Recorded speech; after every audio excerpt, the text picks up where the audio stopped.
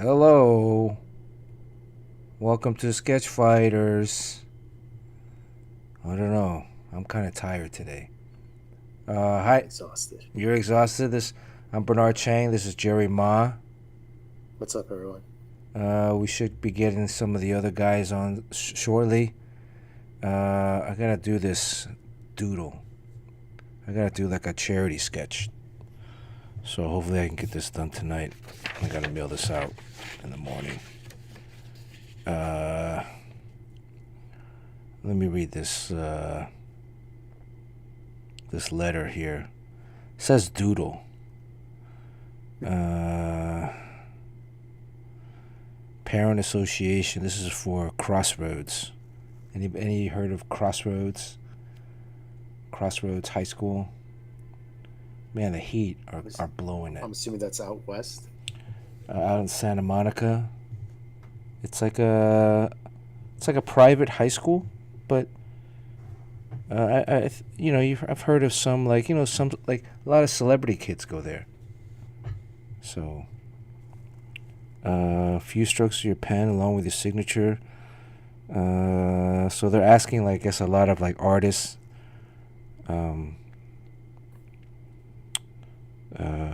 My buddy's kid goes there, so man, the heat. I think they're gonna get knocked out. I don't think they want to play.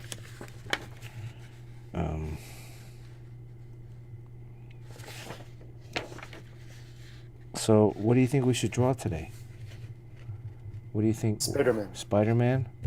Spiderman. I mean, it's a school's charity, so you figure, like, the more popular the character, the higher the bid is going to be, right? I mean, I like to draw Monkey Prince, but I don't think it's going to elicit the highest.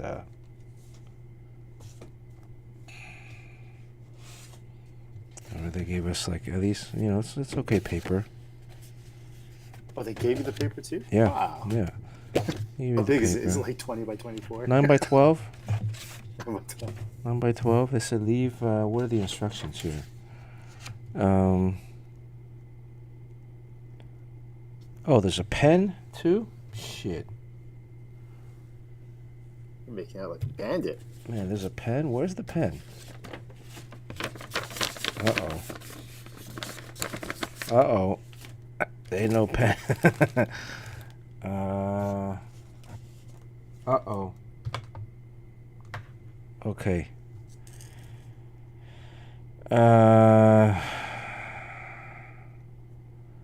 Two sheets of acid-free paper, one marking pen, and a self-addressed stamped envelope. Okay. There's 2 sheets of paper there? I think it's only one drawing, though. Right? I mean, are they expecting 2 sketches? 2 doodles? I don't know.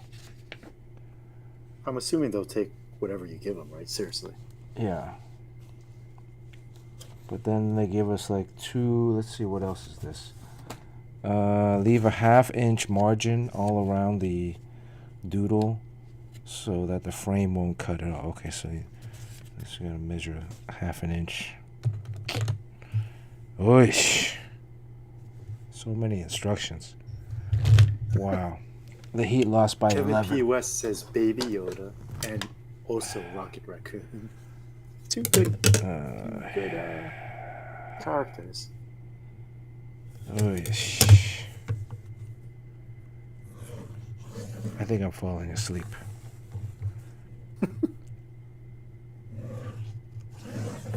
So, Jerry, you got your art show coming up this week in New York. Anybody in New York want to go? Is it free admission or are they charging? God, I'm so not sure about it. So I'm not even allowed to say where it is. Ooh, it's like one of those secret like society they're going to things. tell Huh? everyone tomorrow night, the night before the event. Oh. But I will say it's at a pretty swank location. It is I believe it was NFT week or something like that. So it's an NFT art show. That being said, I'm the only artist that doesn't have NFTs. Mm-hmm. So I'm showing some physical art there. I think there's one other artist that is bringing like two physical pieces, and then everyone else is doing NFTs, Mm. including that artist with the two physical pieces. So I'm literally the only artist that has zero Well, NFTs how are they showing to gonna my. display then? If they're gonna have like a bunch of like monitors around, or I guess. I really don't know. mm. But it should be cool. Is there free It'll food? be something. There's this huge text thread that I have completely ignored. Yeah. Um, I should probably get on that. I don't even like. So I'm allowed to bring 5 guests with me, Ooh. and All right. a couple of my friends that are coming, they're like, "Are we supposed to dress up?" I'm like, "Oh shit!" Like I don't know. Business casual. Like it's gonna be, but this Thursday it's actually gonna be like 83 degrees here in New York. Oof. So What? What? yeah, Global warming. but I guess I haven't even like posted anything about it on social media because I don't even know what I'm supposed to say about the damn thing. Yeah. So I'm just gonna take some pictures while I'm there and then put them up. This like some eyes wide shut kind of thing, man. That would be awesome. You're gonna be wearing like a mask, and then I did have to bring some arm candy with me, so oh. hova. So whoever gets to go with you, there's some hot chicks there or some hot dudes. I I mean they've got like some singers performing Oh, and what? dancers and all sorts of stuff. Yeah. Damn, that sounds like a good time. Is there a alcohol sponsor? I believe so. Oh. So either way, I don't plan on getting too much work done that day. So I Yeah. figured I'll go get a couple drinks before Or anyway. the next day. Well, no, I gotta get work done the next day. So unfortunately for me, I will have to stop drinking early. Oof. Damn, I went to that event like a few weeks ago. Oh yeah, how was that? That one was good, and I think I got a little drunk at that. I had because they had a That's from the same guys from the last show we were at. mm-hmm, and they had like free Johnny Walker. It was Johnny Walker Black or this new Johnny Walker Rye. And the rye was not bad, and I just kept saying, "Hey yo, hit it up with the double, neat," you know.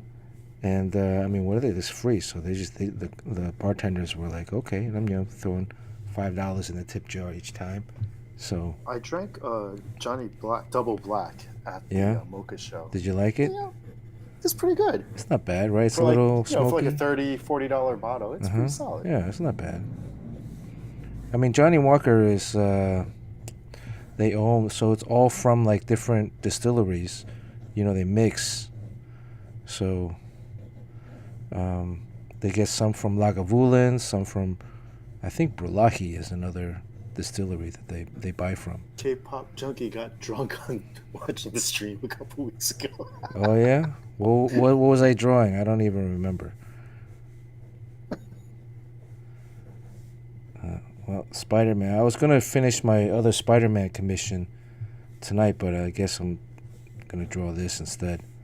It's kind of a generic crap. pose. I was gonna say, Venom might be more popular. Right? Isn't he more popular nowadays? I don't know. The kiddies like Spider Boy. Oh, what if I drew Spider Boy? That's all over the Who's news. Spider Boy? That's Spider-Man's newest companion. Are you kidding? Oh, I'll pull it up. There's a Spider Boy. There's a Spider No Boy. one likes Yeah. that costume. It's really goofy. Oh, it's Sugar Sean.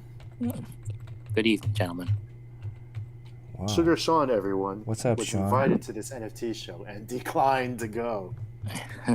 Yeah, how was that? How is it? It's Didn't happen tomorrow. It's Thursday. Okay. Thanks for ditching me, Sugar Sean. Yeah, man. I don't know if comic book art really belongs in a gallery like that. Look at this. Well, This is Spider Boy. We're gonna find out one way or the other this Thursday. So he has these sneakers, I don't think it's very well designed. Wait, is it the one with the leather jacket? Or No. The leather jacket one is like punk. It's red legs guy. And you see like these sneakers. Like he has these sneakers that are like the sneakers are kind of weak. Like when I first saw them, they didn't look like Nike or Adidas sneakers. Or brand black. Right? They look like Kmart Kmart sneakers. No Mark offense Bagley to designed Kmart. this. Oh really? Yeah, Mark Bagley's like, how old is he? He's Yeah, he's I don't know, too old to know sneakers. I don't know if he's into for most fashion. people, you guys are really into sneakers, but for most people, that's cool enough. Yeah, I mean, I would say at least it's not Chuck Converse. Usually, like, whenever they draw somebody in sneakers, it's like Chuck Taylor, Converse. Like the old school ones. I don't really like this Spider-Man sketch. I mean, how hard is it to just go to Nike.com and look at whatever's new? Yeah, well, I mean, but if you look at like comic books, it's always like people are wearing like not very fashionable stuff, right? Are you still, when you draw jeans on women, are you still drawing lowriders? And if you are, do some women say like, "Oh, that's so 1990s" or I don't something? draw jeans anymore on anybody. I haven't worn jeans in like 12 years at least, I gotta say. So what do you put the women in? Is it like yoga pants? A lot of yoga pants, a lot of regular pants, During bikinis, just like Psylocke. Yeah, exactly. A lot of nude. Yeah, maybe I should draw Spider Boy. What do you think? No. Oh, come on. This is for a charity, Sean, this sketch. Do Peter Porker, Spider-Ham. Or Spider Gwen. Spider-Ham. So are we always going to see you get this drawing like this far along and then just totally erase it? Yeah, I'm thinking about erasing it. I'm not really feeling it. I feel like I've drawn this pose like 100 times. I don't draw Spider-Man that often too, so. It's for charity. I mean, they're not like they want the iconic pose. Yeah. So it has to look like every other Spider-Man out there for them. How about Iron Man? That's a lot of work. Yeah.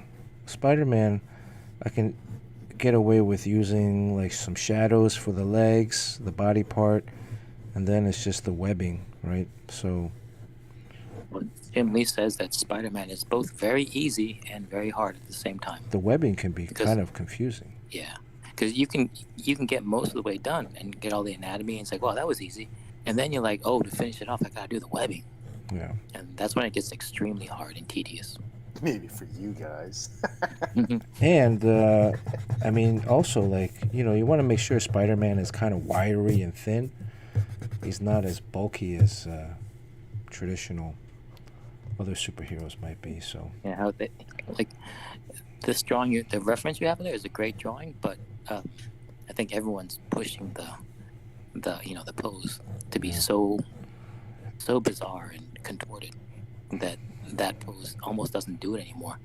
But there is a case where someone pushed it too far. Oh, yeah? And regretted it. Yes. Who pushed it too far? That's the famous Eric Canetti Spider-Man that he drew that is famous for having gone way too far to the point where it's become laughable and ugly and almost unrecognizable as a human being. Really? And even he would admit that now. Okay, which one is Eric it? Canetti. I'm not sure. Like, you will see. I mean, his stuff is very, very stylized already. Right. Is So this there is it? one that's been published. So it's a published page. Is this it right here? There's a lag. Oh yeah, I think that's one of them. Yeah. So yeah, he thinks that this went too far. I mean, he's very stylized to begin with. But he was more stylized before, so now he's kind of getting more toward the center, which I think is good, because I think your stuff becomes more commercial when it gets a little bit more toward the center. Mm. And I think like someone like who's that Batman, White Knight guy, Sean Gordon Murphy. Yeah. I think that's a good amount of stylized, but not so far where it becomes alienated. All right. Well, let's see. I got this going on here. Should we do a Eric Canetti kind of? Well, if it's for charity, you might turn some people off because Okay. they may not be familiar with that Todd McFarlane. I mean, you have to have been there for the journey to get to that weird destination. I say hit them with the Asian superhero stick and give them some like Sunfire. Well, I was gonna. Some character like, who is this? Well, you were gonna draw the Monkey Prince, right? I was, but I mean, this is for like a high school charity, so you know, Who Tell them was to do some homework. They're in high school. They should be used to it. no one's gonna know Monkey Prince. This is one of those shishi like Hollywood kind of schools. You know, Yeah, so Baron why are Davis they went to doing the charity? school. Well, Usually, when people do charity, like when Bill Gates has to do some sort of charity thing, they find the poorest, most broke-ass school in the most disadvantaged area and give them all like computers. But I don't know, like a school full of celebrities. A lot of times you don't do charity for them because those guys are filthy rich. yeah, they can afford it. I mean, I think I don't know how much tuition is, but it's almost like college tuition. I'm like, oof. If I have kids, they're going to public school. Fuck that shit. Yeah, it's the middle class schools don't get anything. I think because the really rich schools have rich parents and they're constantly pouring money into the school, making it even more privileged. And then there's the really, really bad inner city schools that don't have any money at all, and those constantly get money from celebrities. Just because it makes them look a lot better. Like Oprah Winfrey will find the poorest school. So it's the middling schools that are doing okay that get no money at all, and that's most of the schools out there. Wow. Well, then get to it, Sean. Do another issue of Ray and Rye. Whatever. Rye. Right? Donate some of those proceeds to those middle class schools. I get called upon to do this every year. Because, Forest Hills. Yeah. I'm going to be at high school of art and design soon, and also Forest Hills High School. Oh, that's Neil Adams' old school, huh? Yep. What are you doing over there at High School of Art and Design? Panel, and they should say like last year, the guest list was stellar. Well, Neil Adams himself was there, Right. and then David Mazzucchelli. Wow. And who's that designer guy that does all those books for DC? He's a Chip graphic Zdarsky? designer. Chip. No, not Chip Zdarsky. Something like that, similar name, right? Something so that Chip guy. something, right? Yeah, and then Klaus Janson did Klaus a painting seminar. Janson? Yeah, so High School Art and Design gets the best guests. So when they ask, I'm like, well, okay, I'll do that. Well, what did you, what did they ask you? Well, they wanted me to be on a panel, and then they Right. put me on a panel with a bunch of Scrubs? they're instruct teachers. From, Say it, you elitist. Come on. Give us Scrubs. who's actually there. yeah, so they're teachers who talk a lot. So so I figured they're gonna do all the talking. Yeah. But they chose the subject for me. It's gonna be realism.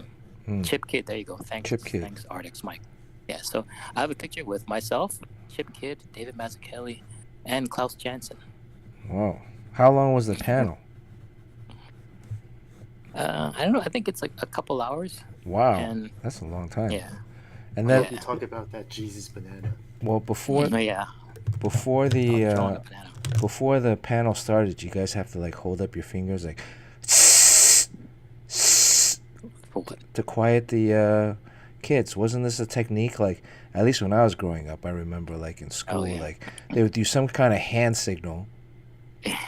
Well, get this. Like every year, I get called in to do career day. Yeah. So of course, career day is full of like doctors and actuaries and like X-ray people and lawyers, and so they assign them to all the academic people. And then there's one guy who's a comic book artist. So if you're like a sports guy or a policeman, you get sent to the remedial section of the school. And those kids are are batshit crazy. Yeah, I it's wild. went up there to talk, and then the first 15 minutes were like 4 adults that were like prison wardens going and shouting down each person until they shut up. It took 15 minutes to start, and then I started. It was Much a like false this start. stream. Much Yeah. like this stream. But imagine like it's just the kids screaming, and then they just don't care that you're there, and they just jumping around all over the place. And then once they finally get them settled down, then I can start. But that was 15 minutes. And Yeah. it's like, wow, I get it. I mean, And comic then book artist. you come out and your car's broken into. Yeah, well, this is every public school has a group. It's that the half-size school bus, and those guys are really unruly, and I get sent there a Funny lot. bus. That's what we used to call it. Funny bus. Yeah, because it was all the, funny kids in there. Yeah, that's very. I can't say that anymore. Let me cut you off right there. Let me go to chat. Jamie Odell, good to see Jamie Odell first in chat today. Golf Boy Sunday, thank you, Golf Boy Sunday. Resub 33 months. Holy cow, that's almost 3 years. We've been doing this about 3 years because I've missed a few weeks in between. You think about it, 2020, 2021, 2022, 2023. Well, yeah, this is like March, April. So we kind of started this, like May 2020? I don't know, something like that. I remember vividly your first show. You had this 7-minute timer, and you said, we're going to do a 7-minute sketch. Oh, right. Wow. And it never worked. I think it failed every time because you couldn't draw on stream. It just messed up all the time. Yeah. And then the drawing took 1 or 2 hours, and then it just felt bad afterwards. But now you could draw like a champ. Now I can on camera. draw and talk at the same time. Talk, yeah. Huh. James I Quo like to is think here. about that 4-hour stream still. The 4-hour Storm Shadow. Still haunts me. It was like 2 a.m. or something like that we got off. Kevin P. West is here from all the way from Detroit City, as well as K-Pop Junkie. Lurky Lurk, resub with Prime. Thank you, Lurky Lurk. 23 months.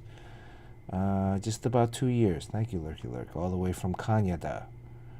Yojimbo's here as our moderator. Good to see you, Jimbo. D. Rogers. What's up, D. Rogers? 32 months. 32-month streak. He's getting it up there. Thank you, D. Rogers. If you guys are just watching the show, make sure you hit that follow button so you know when we come on. Usually it's around Tuesdays, around 6:30 Pacific time. Unless you have a deadline. Poop Kid, Dumb Dude Which is here. all the time.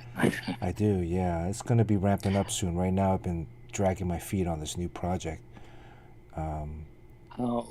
What happened to Dave Finch's? Does he still stream? I have no idea. I think we're probably the longest running comics drawing stream. Yeah. Oh, by the way, I think most people typically take the summers off. So we're getting to that point because it becomes too difficult. And a lot of people don't show up, and people are too busy to stream. But we kind of just power through the summer. Yeah. A lot of times. I mean, right now it's episode 145, but it hasn't been, we've missed a few weeks in between, and I think there were some that I redid, like 1 or 2 of them. Some we had to delete. The ones where I show up and spout my foul mouth. Right. Like, obviously, you must have had some kind of whiskey or some kind of drink earlier. I know you don't drink. DYL Pickles here from San Diego. Way High's here from San Diego. Mr. Joshua from the OC. How's Cool Hand Luke doing? I didn't know there was an age restriction for people to watch Twitch. Oh, really? You have to be like over 12, I think.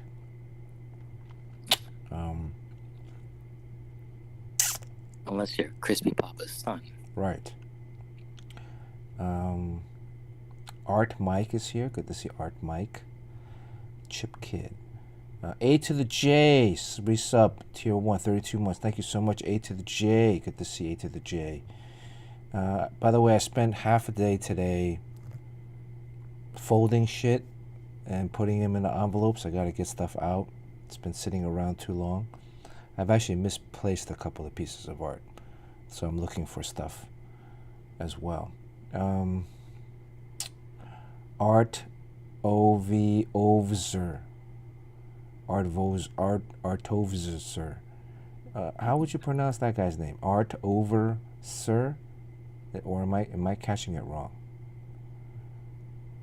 Artovsr. Huh? Officer. Art of Senior. Art of Senior? Or SR. It's probably Senior. it's Stefan Rouleau. Art of Stefan Rouleau. Oh, we have another. We'll just say that's what it is. Oh, it is. No, it's Senior. Huh? Okay. Stefan Roux. Stefan Roux, yeah. Good to see Yeah, Stefan. I really believe that's the real Stefan Roux. You think that's the real Stefan? No. I don't know. I don't think so. I think he'll have his own stream. Yeah. So, well, it's been over 3 years. Yeah, so we got to keep it going. I mean, it's been like 2 years since I've updated anything on this screen here. You know, like all these avatars up here. Only Sean's mouth moves.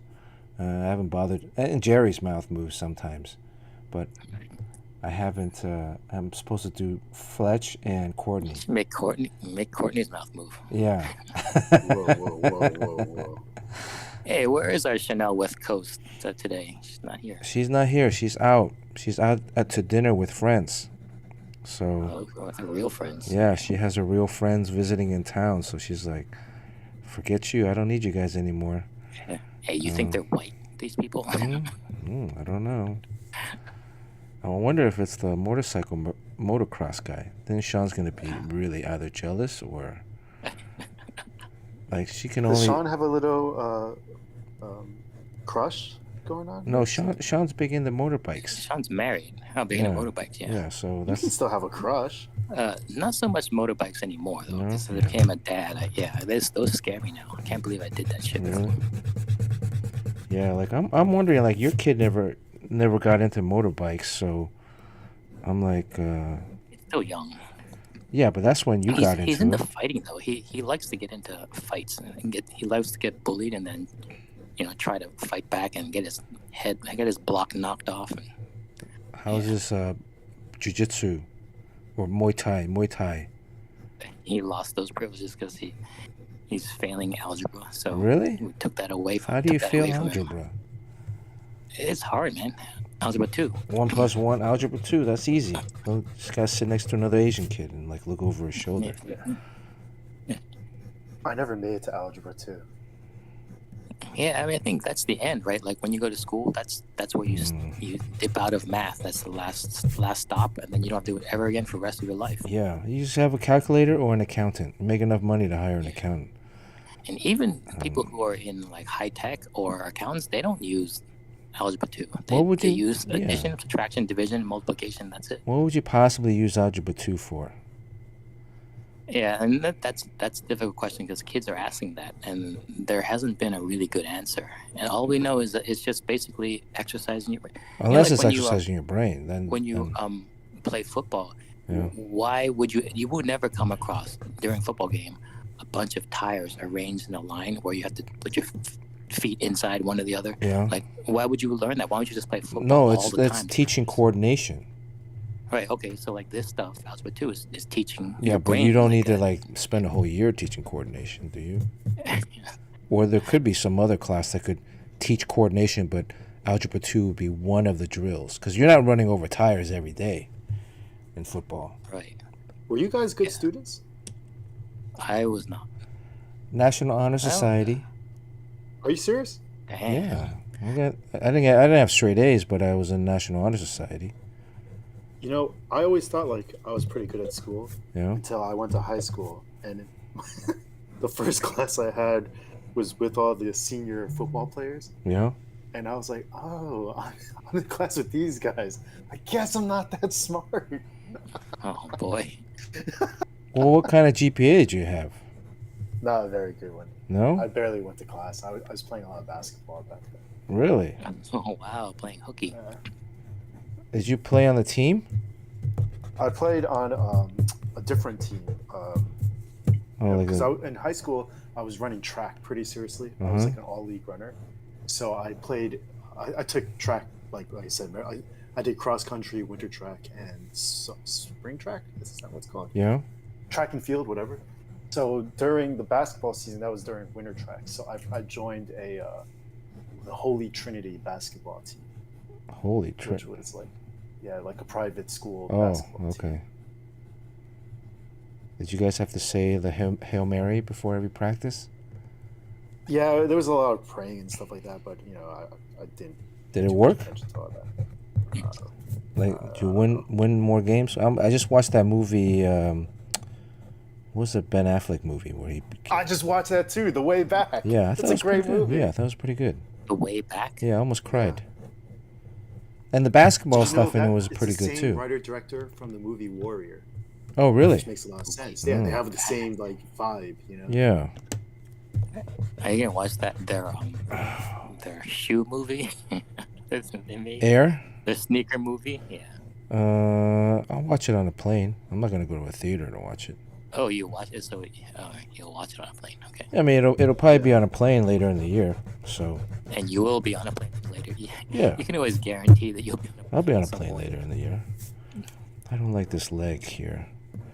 And And this is more than a sketch. Aren't you supposed to do like a doodle with the pen they provide? yeah, I know, but But for people that don't know what it means to draw, they think Bernard's doing this in like 3 minutes. Just use a pencil on yeah, paper. I don't like this leg. Shit. Another thing is, in these charity things, you think like it might go for a lot of money, but No, it's you're been like also out of your element. $20. This is not a crowd of people who are familiar with original art and what it's worth. So some mom will just think that's good for $20, and then when you Yeah. find out you're asking like 100 for it, they're like, whoa, for that. 100. So Bernard's gotta ask for like a G. yeah, I mean, well, that's the thing is like in the right community. That's one of the things like I didn't want to show at that gallery because a lot of times they don't really get the art that we do, and also if they hang my black and white cover next to some 6-foot oil painting, that's Hey, I just that's what I'm get it. doing. My dad saw me pricing my pieces, Yeah. and he started giggling Oh my god! because he was like, "That's how much you ask for your drawings." Oh boy! I was like, "We trying to say, Dad?" Yeah. Well, thanks for the support, Dad. I guess maybe is he gonna bid on it? No, he's not going. You should do the uncut gem thing where you like, all right, Sean, you bid up my piece, then I'll bid up yours, Oh yeah. I don't wind up dead though. and then you get stuck with the piece. How do I fix this That leg? movie I feel was like good. starting over. Well, push it in the Start distance. over. Push it back in the distance I somehow. know, but that's not the It's very Spider-Man hard. pose, though. Start over with Peter Porker. Just make it a very foggy day. You don't have to deal with that back leg. That's true. I should have just drawn Have him Spider jumping out of Boy. a box. Have him jumping out of a box and put that leg in the box. Hey, how old is Mark Bagley? I Does don't know. anybody I remember know? when he was a young guy because he won that Marvel tryout contest, and I remember when he won it, and he at the start of his career. But he's a veteran. He's a nice guy. Is he? I like him a Mark lot. Bagley is 65 years old. 65, wow. 57. Shit. And he's still drawing monthly Yeah. books. Yeah, that guy is fast. Yeah, He is there's still fast. hope. There's still hope. There's still hope. I wonder what his page rate is. It's up there. I mean, he was doing one of the few people who did 2 books a month. Right. And So there is a page, at least some pages in the latest book, the Spider Boy, where he draws every single Spider-Man. So there's like maybe like 100 people on one Wow. page. man, this new book I'm working on for Marvel, it's arduous. Oh yeah. It's like Well, the thing is, it's a lot of that's referencing. that's a very common thing now. Is you just can't draw like every page has to stand out for one reason, and one of the reasons it stands out there might be a whole crush of people on it. Yeah. There's And I used to not like that because it sounds like you're just wasting time. Like you can just write a story with like a single character in it. But the thing is, these days, you really do stand out by drawing a lot of things on the page. I don't think like Jim Chung would do a book with a single character in it. Like his day would be so easy if he just drew like one character, but he'll find a way to put either like a lot of backgrounds and put a lot of stuff and make the page take 3 days to draw, because that's when it looks cool that way. It's a lot of work, and I'm drawing it traditionally, so I gotta like. It's a traditional thing. Is that like a play for original art? Yeah. At least the first issue. Right? Yeah. And then I'll figure out after that what if it's worth it or not. But. So you're off to a very auspicious start if it's giving you trouble this early on. So when you get to later issues, like issue 6, you're gonna be able to survive it? I don't know. We'll see. We'll see. It's just a lot of referencing in the first issue, referencing older scenes. So. And they don't provide the scene for you. Like these days, the smart scripts, mm-hmm. you just click on a link and then it brings it up, or sometimes right there in the script. I got it now, but initially there wasn't. There was a lot of referencing that I had to sort through, and it's just very different really from like Monkey Prince. Funny is when Scott Snyder was writing Batman for Greg Capullo. Yeah. I think it's him. He would just write the script, and there would be like, depending on which operating system you have, and I think whoever was drawing, maybe it was JR had a very old operating system, and the link will appear as like just a symbol that doesn't work. So he didn't find out until like 6 issues into it that there was reference provided. He had no idea, so he would look for the stuff on his own. Yeah. And just so it's a lot of time wasted. Severe handicap. Yeah, it's a lot of time like invested in it. You know, it's like you just want to sit down and start drawing. But look, I think eventually by the 2nd or 3rd issue, I'll have the hang of it. Again, also when you're drawing a new book, you know, it takes like 1 or 2 issues to get a hang of the characters, right? It's not like. Yeah. Well, Bob Layton said that sometimes it takes a year for like a penciler and an inker and mm-hmm. also a writer to really gel. But yeah. Who stays on a book longer than a year anymore? I mean, even Monkey Prince changed over the course. I think it'll be very evident if you look at the trade paperback when it comes out. 1 through 6 is out, but the 7 through 12 comes out in a couple months, and you can really see like I like the other arm better. You can really see kind of like Monkey Prince and Pig Z kind of changing a little bit. The uniform changes a little bit. The character changes a little bit. And you know, you just find ways to be more efficient, or you find other aspects of the character that you tend to like. Like Jerry's drawing Conan now. Do you find that in one issue has he been consistently the same, or? No, I've had to go back and redraw some faces because like I just got the hang of it more. Yeah. Drawing Conan's face, you know, like making more angular and, for lack of better description, like more bumpy. Mm-hmm. You know. So the first couple pages, you know, we had to draw a younger version, so I was all hung up on trying to make him look like a teen. Yeah. And teen Conan? Just, well, I can't talk too much about okay. it. You know, I don't want to talk about the story that much, but as I was drawing it, I just like decided, fuck it, I'm gonna give him some stubble on his chin, you know. Then I'm gonna give him some more like wrinkles, if you will. And then I had to go back and add some more, you know, stubble at the bare minimum and some more wrinkles and everything into his face. Yeah. So I started doing like character sheets for this, but you know that takes time. You're not getting paid for character sheets. Yeah, you're on a team book. The first time on a team book, it's tough, and you can't use that secret method of saving time and efficiency. It's not available in the early issues. Right, and also like. Wait, there's a secret time saver. Mm-hmm. Yeah, yes. It's called copy paste. Repurposing previous art. Like I drew this face before. Yeah.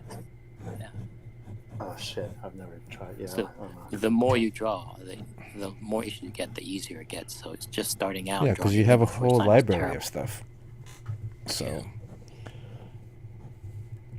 yeah. I mean, you might change the mouth or something, like whatever he's saying, but Yeah, that hand you're drawing back, the trailing hand yeah. arm is always very difficult. For some reason, like the big danger is that you end up having with baby arm, or and then I think the biggest mistake people make is they can see it in their head and they go to draw it, but they quickly lose the whether the arm is going back in space Yeah. or whether the fist is coming forward in space, because halfway through drawing it you forget and then you make it go backwards or forward. So always when you're drawing that arm in the back, in your head, try to imagine, like, is the fist coming towards you or back in the distance?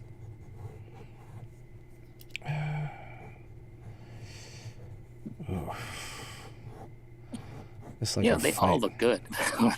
All the arms look good you drew. Yes. I say Spider Ham, Spider Ham. Yes. Just draw spider hand over Start that over, arm. Spider Ham. Just draw it in front of that arm like it's Spider covering Ham. that arm. Right? Well, this looks kind of weird. It's very spidery. It's very spidery. I think I'm started off a little too. I needed to be a little bit more Eric Canetti, like wild. Maybe I'll bring the shoulder out a little bit. The shoulder, I think, was a little too big. Do you think it's ever bad to like look at Eric Canetti before you draw Spider-Man because it will influence what you draw, or does it inspire you in a good way? No, Because I feel like right now it is influencing you to draw something that you don't want to. Well, I should have sketched it out a little bit better. Because right now I'm at the edge, right? I have a border trim. So I'll bring the shoulder back. I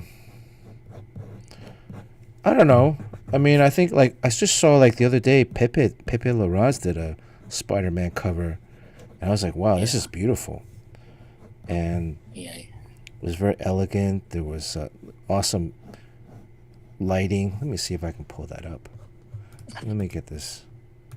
He did one with a bus with Mary Jane on it. And then, yeah, he doesn't do too many Spider-Man covers, but yeah, I think that guy's crazy and amazing as an artist, and I think he's never spent more than 3 days on one page, which means that most time it's done in a day and a half or 2 days for a page. And this one's really nice. yeah, it's nice. Yeah, it probably inspired. Well, the backgrounds do a lot of heavy lifting because those are amazing backgrounds. I mean, when you're doing Spider-Man, you have to have really awesome, like, perspective, because it really helps push the figure, because it makes it seem like there's movement, right? Where's the Mary Jane one? Yeah, it's an old cover, so it probably won't come up. Did you write Pepe Larraz Spider-Man? Yeah, that's what I typed in the Google search. Where's the black and white? I saw the black and white one. This is the first time seeing the color one. Those backgrounds are photo reference. Like, you can tell that they're so realistic. Sean's is straight out of camera lens. Sean's is out of your head, right?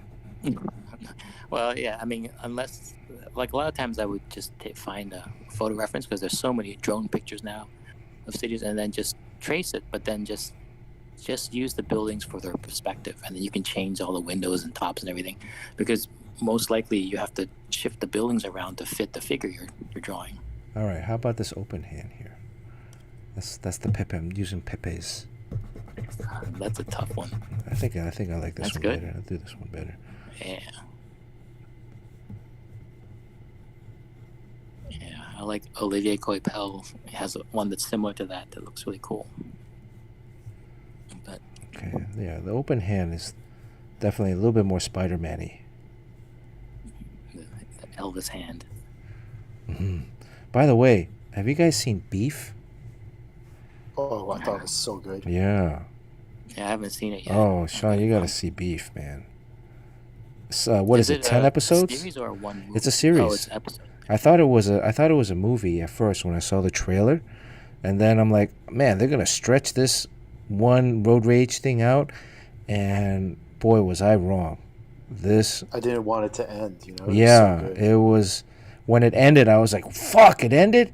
I was, so hopefully it'll get picked up for a second season, but like the characters are so, yeah, beefed. The characters are so, vibrant. You find yourself rooting for one, cheering, cursing another. The sequel will be called Beef Stew. Their performances are just seriously, it's amazing. Yeah. Yeah, I'm gonna see it this weekend. Is what's his name? David Cho? David Cho's in it. He's awesome. Yeah. He's awesome. And it's not, it's a all Asian American cast, but it's not really like over, they don't really hit you over the head with Asian Americanness, although it's sprinkled in there. There's some like familial responsibilities from the older brother, culturally, it's very Korean American, but I just think if you can look past the characters, the racial ethnicity of the characters, and just watch it as a story, wow, it's captivating. So, We'll check it out. yeah. Anyways,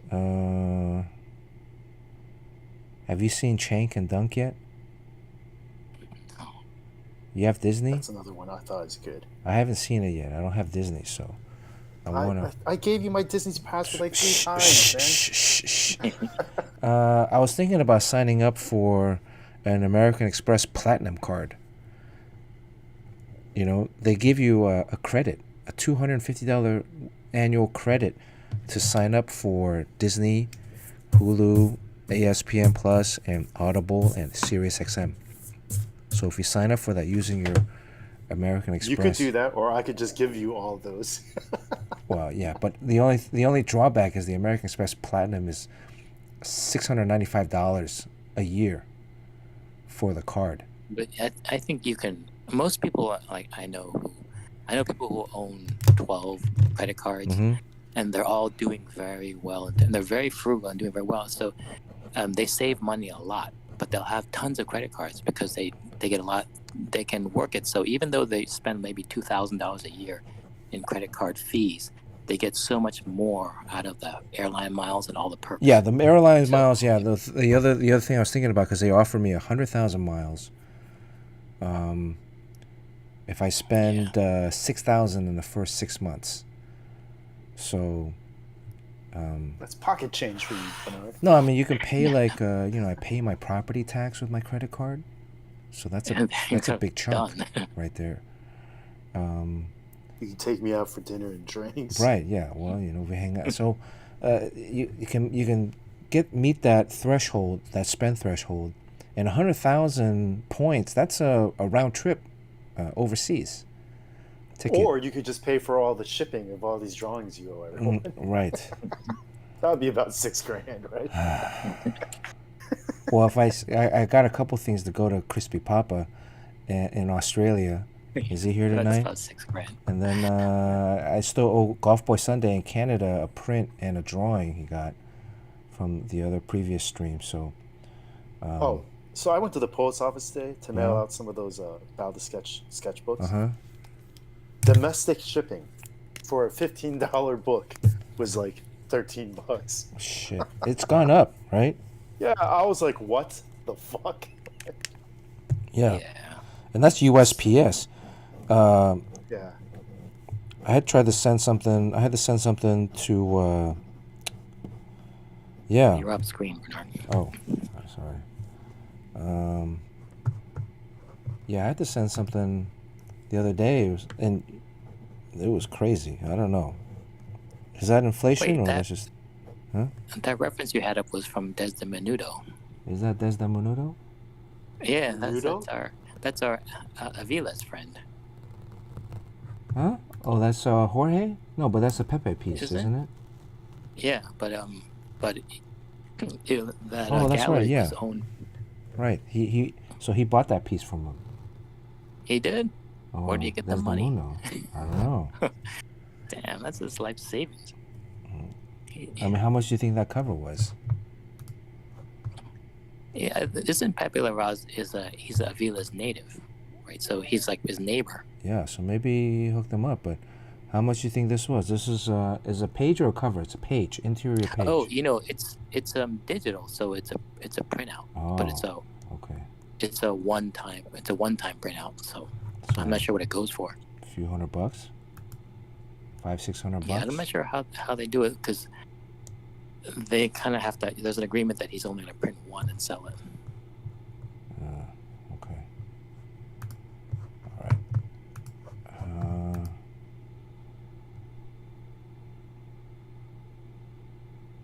What are these? What are you guys asking?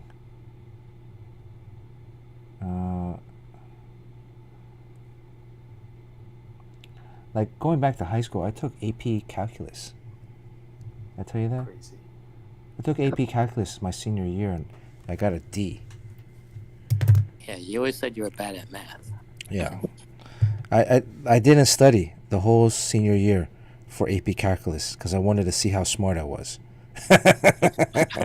Naturally. Well, you said in passing that, like, hey, I wish I went to Harvard. I should have gone to Harvard. And I'm like, well, they'd have to let you in. And you're like, oh, I can get in Harvard. Yeah, I think I could have gotten into Harvard. Bernard is delirious. I thought you were like, I could have gotten into Harvard. insane. I was the, for art, I was the student government president and the editor-in-chief of the newspaper.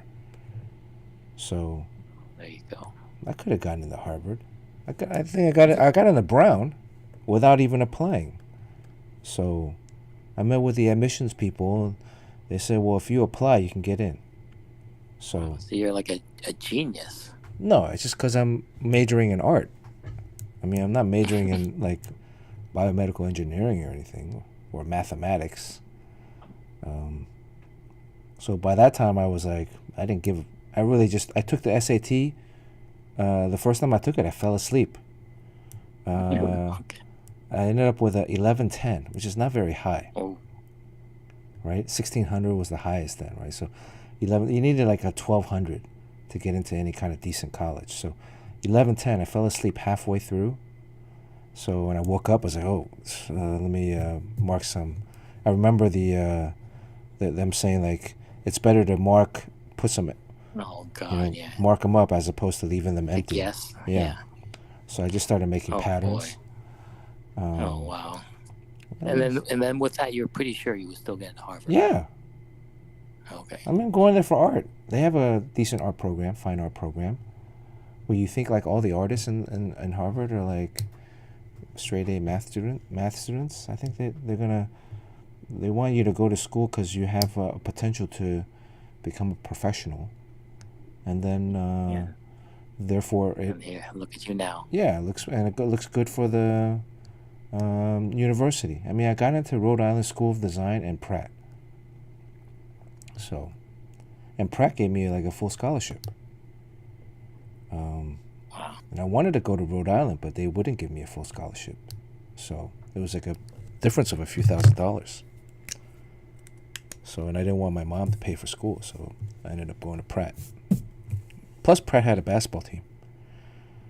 Were you really pissed off when the cartoonist kayfabe guys were making fun of? They made fun of basketball? They made fun. Well, I think they were making fun of Dr. Mirage at first, but whatever. What? Who made fun of? Kayfabe. Sorry, who's that? Yeah, Ed they just Piskor and mentioned your name out of nowhere. Yeah. Ed Piskor and Jim Rugg, but your name just came out of nowhere. No, I think they were talking about like people that were like kind of speculators that had all these comics from the 90s that really didn't know what comics that they had. And, right. And he says like you would have like a Dr. Mirage. Yeah, like a mint condition Dr. Mirage #1 that some guy had like, I don't know, a handful of them. And then they're jokingly like, yeah, it's not worth anything. Which, it's not worth anything. Rye number 9. Sorry, who's K? Kayfabe. It's Kayfabe. It's that YouTube channel. And there's another question I have. there's always a bunch of guys who get together and talk comics, Mm-hmm. and their channel doesn't really go anywhere. But these two guys do it, and then they're just basically they shot to the top immediately. Yes. So what is it about them I don't know. that people love so much? The only people who don't know who they are is Jerry. Yeah, still haven't. Who's kayfabe? But Jerry, I'm still this asking is the like, question. but Jerry, you don't watch a lot of YouTube, do you? I don't watch YouTube at Yeah, all. he doesn't watch YouTube at I all. have this thing called a life. So Yojimbo, like the one that was actually making fun of Yojimbo, actually rounded up an interview. I mean, agreement for him to come onto this stream. Yeah. Jim Rugg. Jim So you Rugg. can- Well, which one? yeah, Ed Piskor and Jim Rugg. yeah. You did a drawing of Red Room. You did a Red Room drawing, and then Red October, something like that. Yeah, so Oh, yeah, Jim that Rugg one, is yeah. friends with Andy McDonald. So I Yeah. did communicate with Jim Rugg a little bit, but I don't Yeah, he's a nice I wouldn't say guy, I know yeah. him. Well, which one's Yeah, which and one's but- Jim Rugg? Which one's the guy that wears the baseball cap and the sunglasses? Ed Piskor. That's Ed Piskor. Ed And then Piskor. Jim Rugg is the one that's more like normal Okay. looking.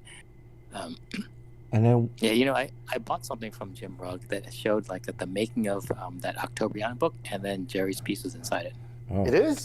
Yes. I didn't even know that.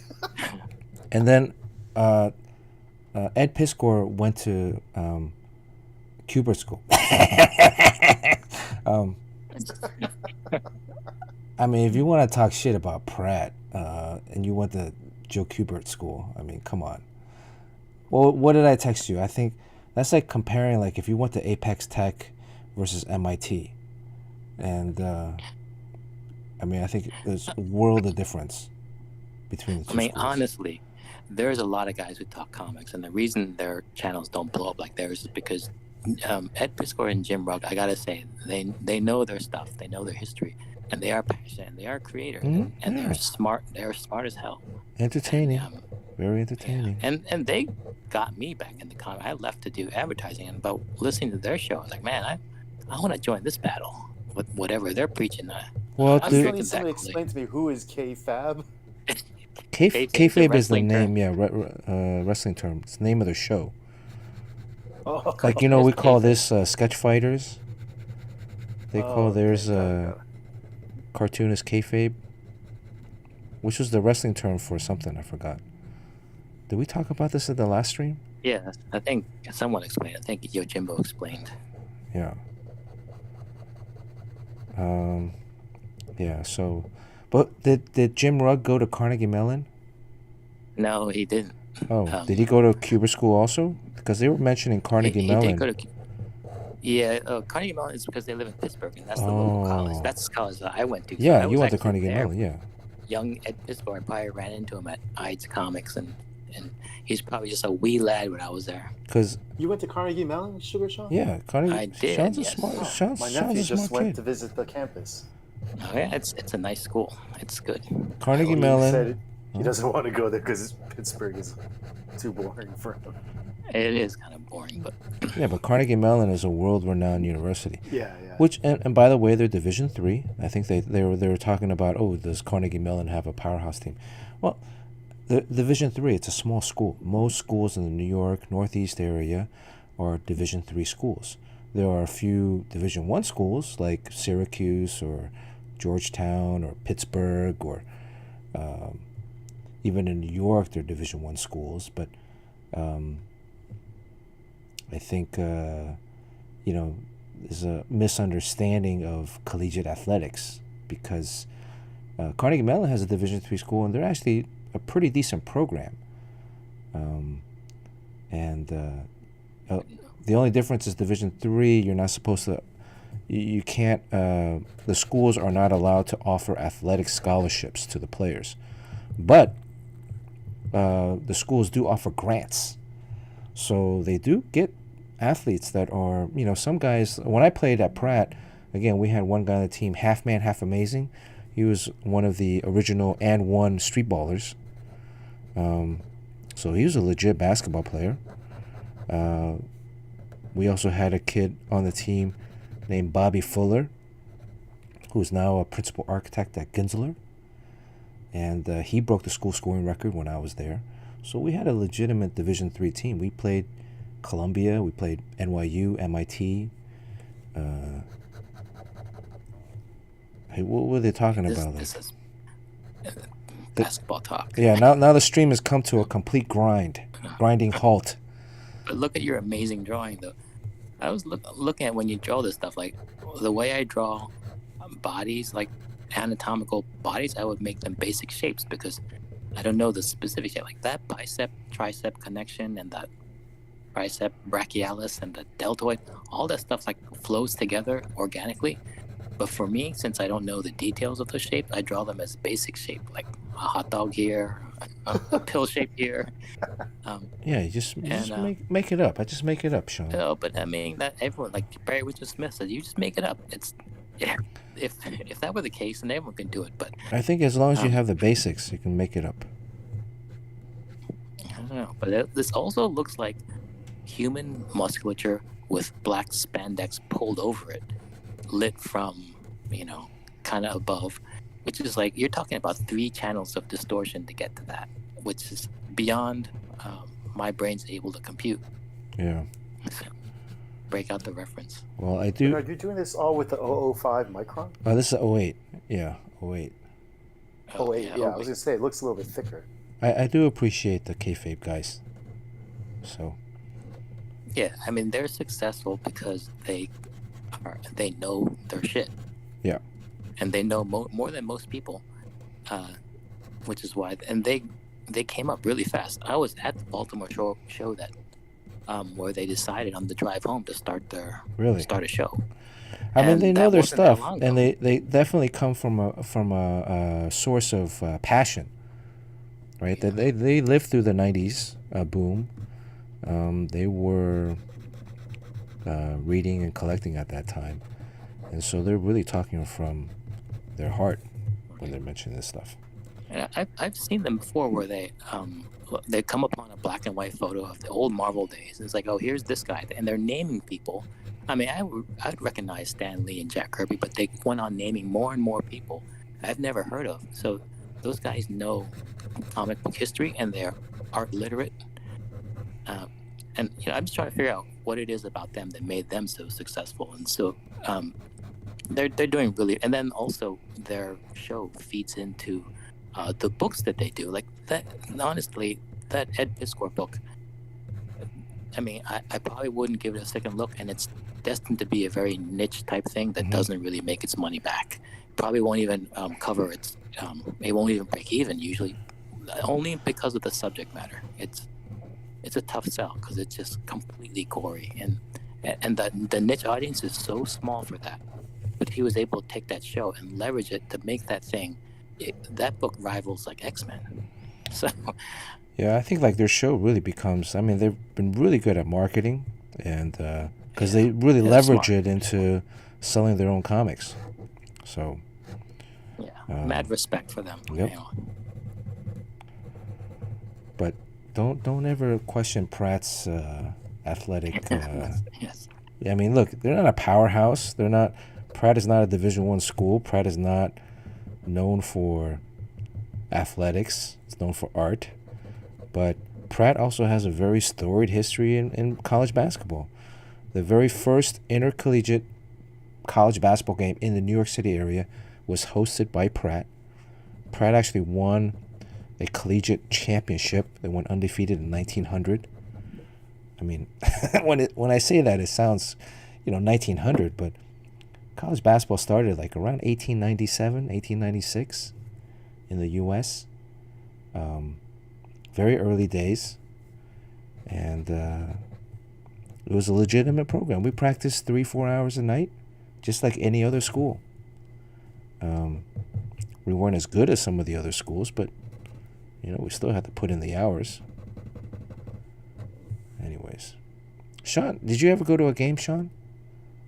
No. You didn't go to the NYU? I thought you went to the NYU game when we played NYU that one year. Like Bob and a bunch of guys. Was there. Yeah. Me and sports don't mix. But Oh, Yeah. D. Rogers is taking off. Happy holidays. Happy D. holidays, D. Happy Rogers. holidays. D. Rogers, Sorry. has D. Rogers already made gold status? We're only 1 month into the new American Airlines year. So the American Airlines starts in March. So, anyways. I'm really digging this drawing. Like I think I noticed like in the other Spider-Man thing you're drawing, when you drew his thighs, I'm like, wow, that's some cool thighs. Well, I'm thinking Something magic happens when you pull black spandex over muscular thighs, like the lighting and everything, which really graphically becomes very cool. What is this muscle right here, the first one? Right by the knee. Oh man, that's the medial head of the quadricep. Yeah. So like these I noticed because I've had bad knees from playing basketball at Pratt collegiately. I had knee surgery. So I was very cautious and aware. I mean, when you're drawing comics as a kid, right, you would draw like these muscles on the back, right, that were, you draw like the 3 basic muscles on the back of the leg, which if you had a leg, you draw this like a teardrop, you draw another one here, and then this would be the other leg. So these would be the 3 main muscles of the leg. The front of the leg. The front of the leg, yeah. Yeah. And but then also because of the knee injury, there's this major teardrop had a secondary smaller like fibrous thin muscle along the side of it. And then I noticed that this right here, this little hump would actually come down to connect the leg, and the knee is like in 2 parts. And then the inner calf muscle is shorter than the outer calf muscle, and then in the middle there's another kind of like diagonal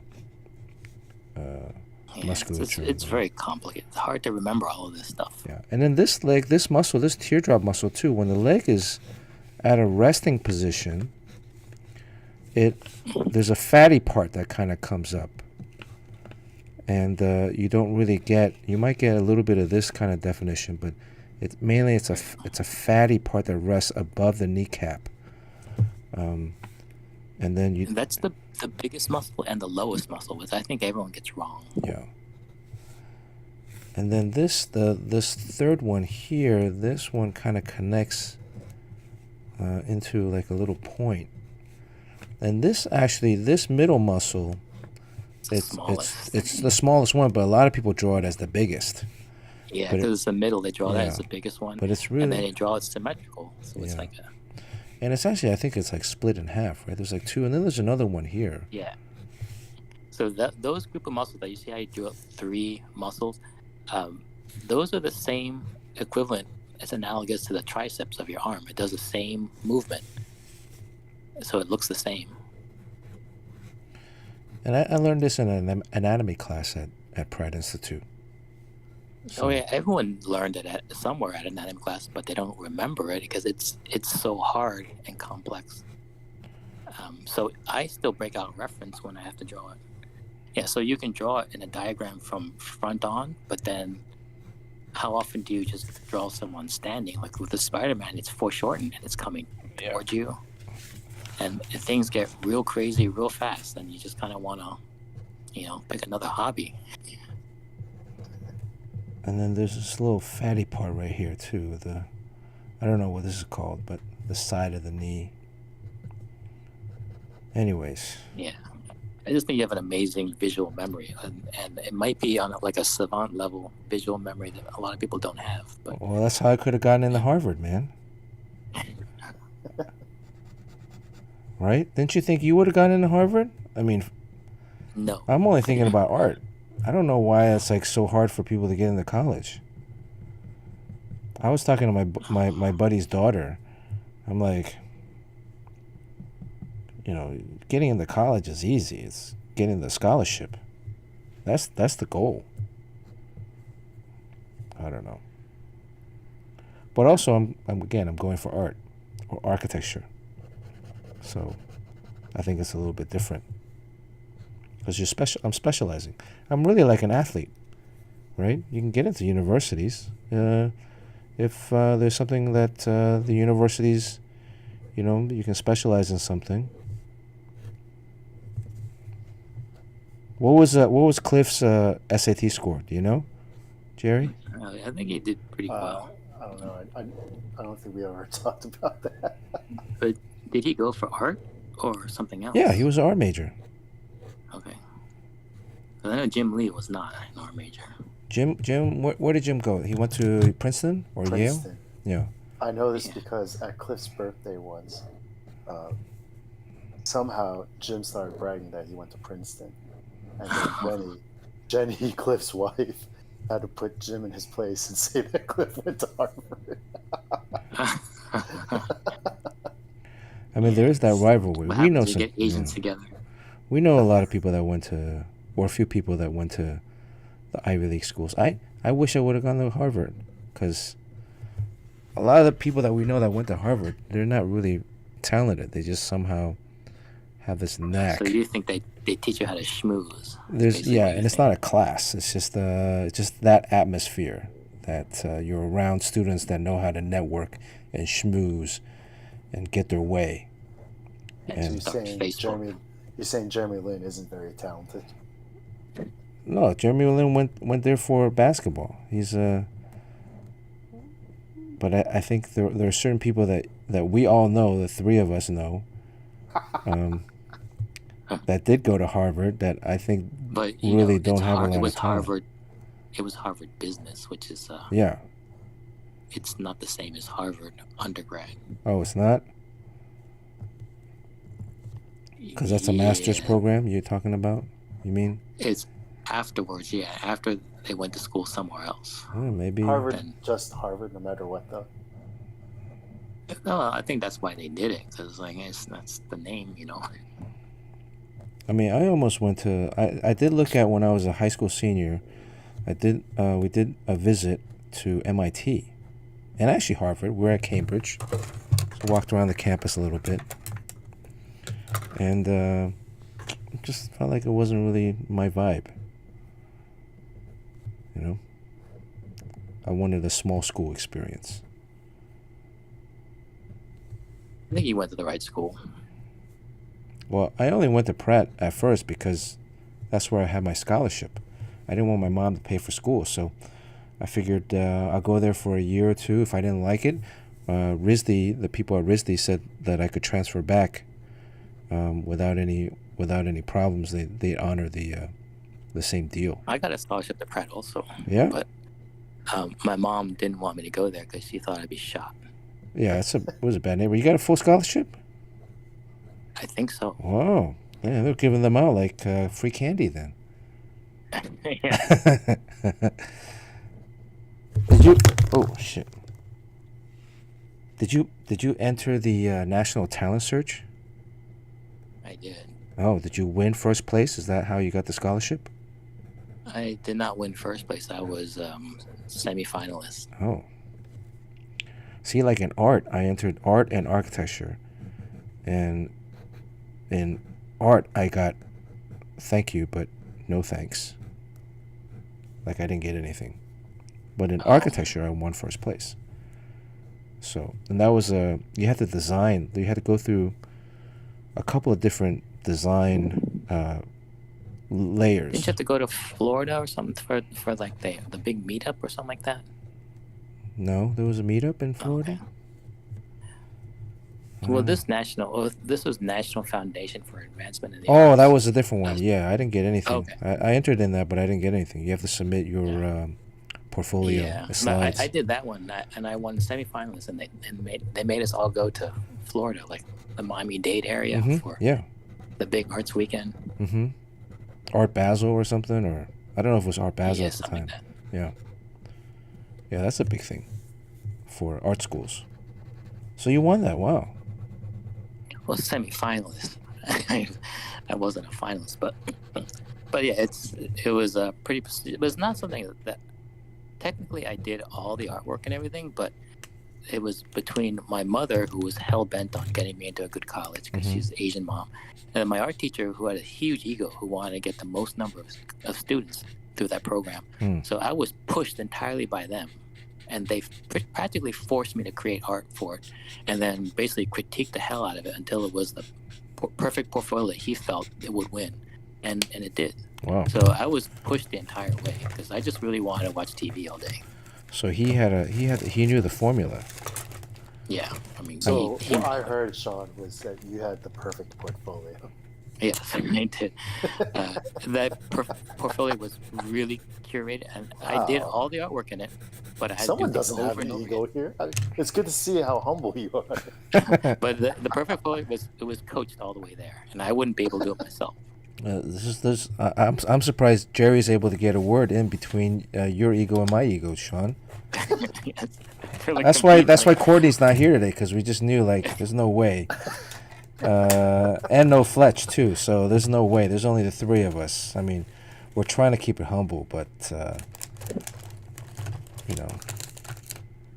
anyways.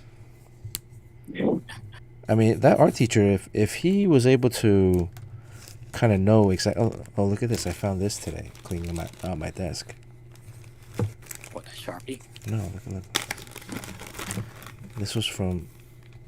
Oh, that's John Paul. Yeah, I had done this around the same time I did the Tommy Lee one. Yeah, we're on a bus on the way to the Baltimore Comic Con, and I gave you some epoxy sculpt, and you were just sculpting that on the bus ride. Yeah, so I was just. And they were doing this from memory, just like what John Paul looked like. So this is the sandpaper from Sean's. This is 12-year-old sandpaper. So. Yeah, maybe I'll get to finish it. Yeah, maybe I'll get to finish it one day. Wow. So, and then you decided to go to Carnegie Mellon, huh? What was your other choices? Savannah College gave me a full scholarship. SCAD. Okay. Yeah. Yeah, SCAD. And then the one I wanted to go to was Cooper Union. But oh yeah. I didn't get in there. I think Cooper Union is a fine art school, so. Yeah. They were pushing Cooper Union really hard at my high school, and I just did not like. They're kind of snooty. And yeah, but that was a free tuition though. Like I think. Yeah. Any freshman that goes to any underclass, but now, check this out. I think Cooper Union they mishandled all of their funds, so it's no longer tuition free. Yeah. Yeah, the snooty guy came to our school. Arthur Corwin, I think was his name. Man, that guy was so stuck up. And where is he now? Well, he's probably dead. I mean, he was pretty old back then. Oh, okay. But serves him right. You know, it was like just like looking down on people, and they're like I think like 3 or 4 kids from my high school got into Cooper Union, and I mean it's a good school. It's very fine artsy. Even the architecture program there.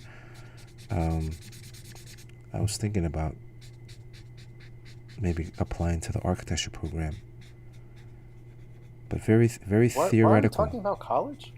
I know, it's like they give me like Ed Piscor. Flashbacks here. So. Kayfabe. Let's talk about this amazing Spider-Man you're drawing. Yeah, for reals. I hated the whole college process. I was such a bad student. SVA. Hey, I have a nephew that's going to be going to SVA possibly.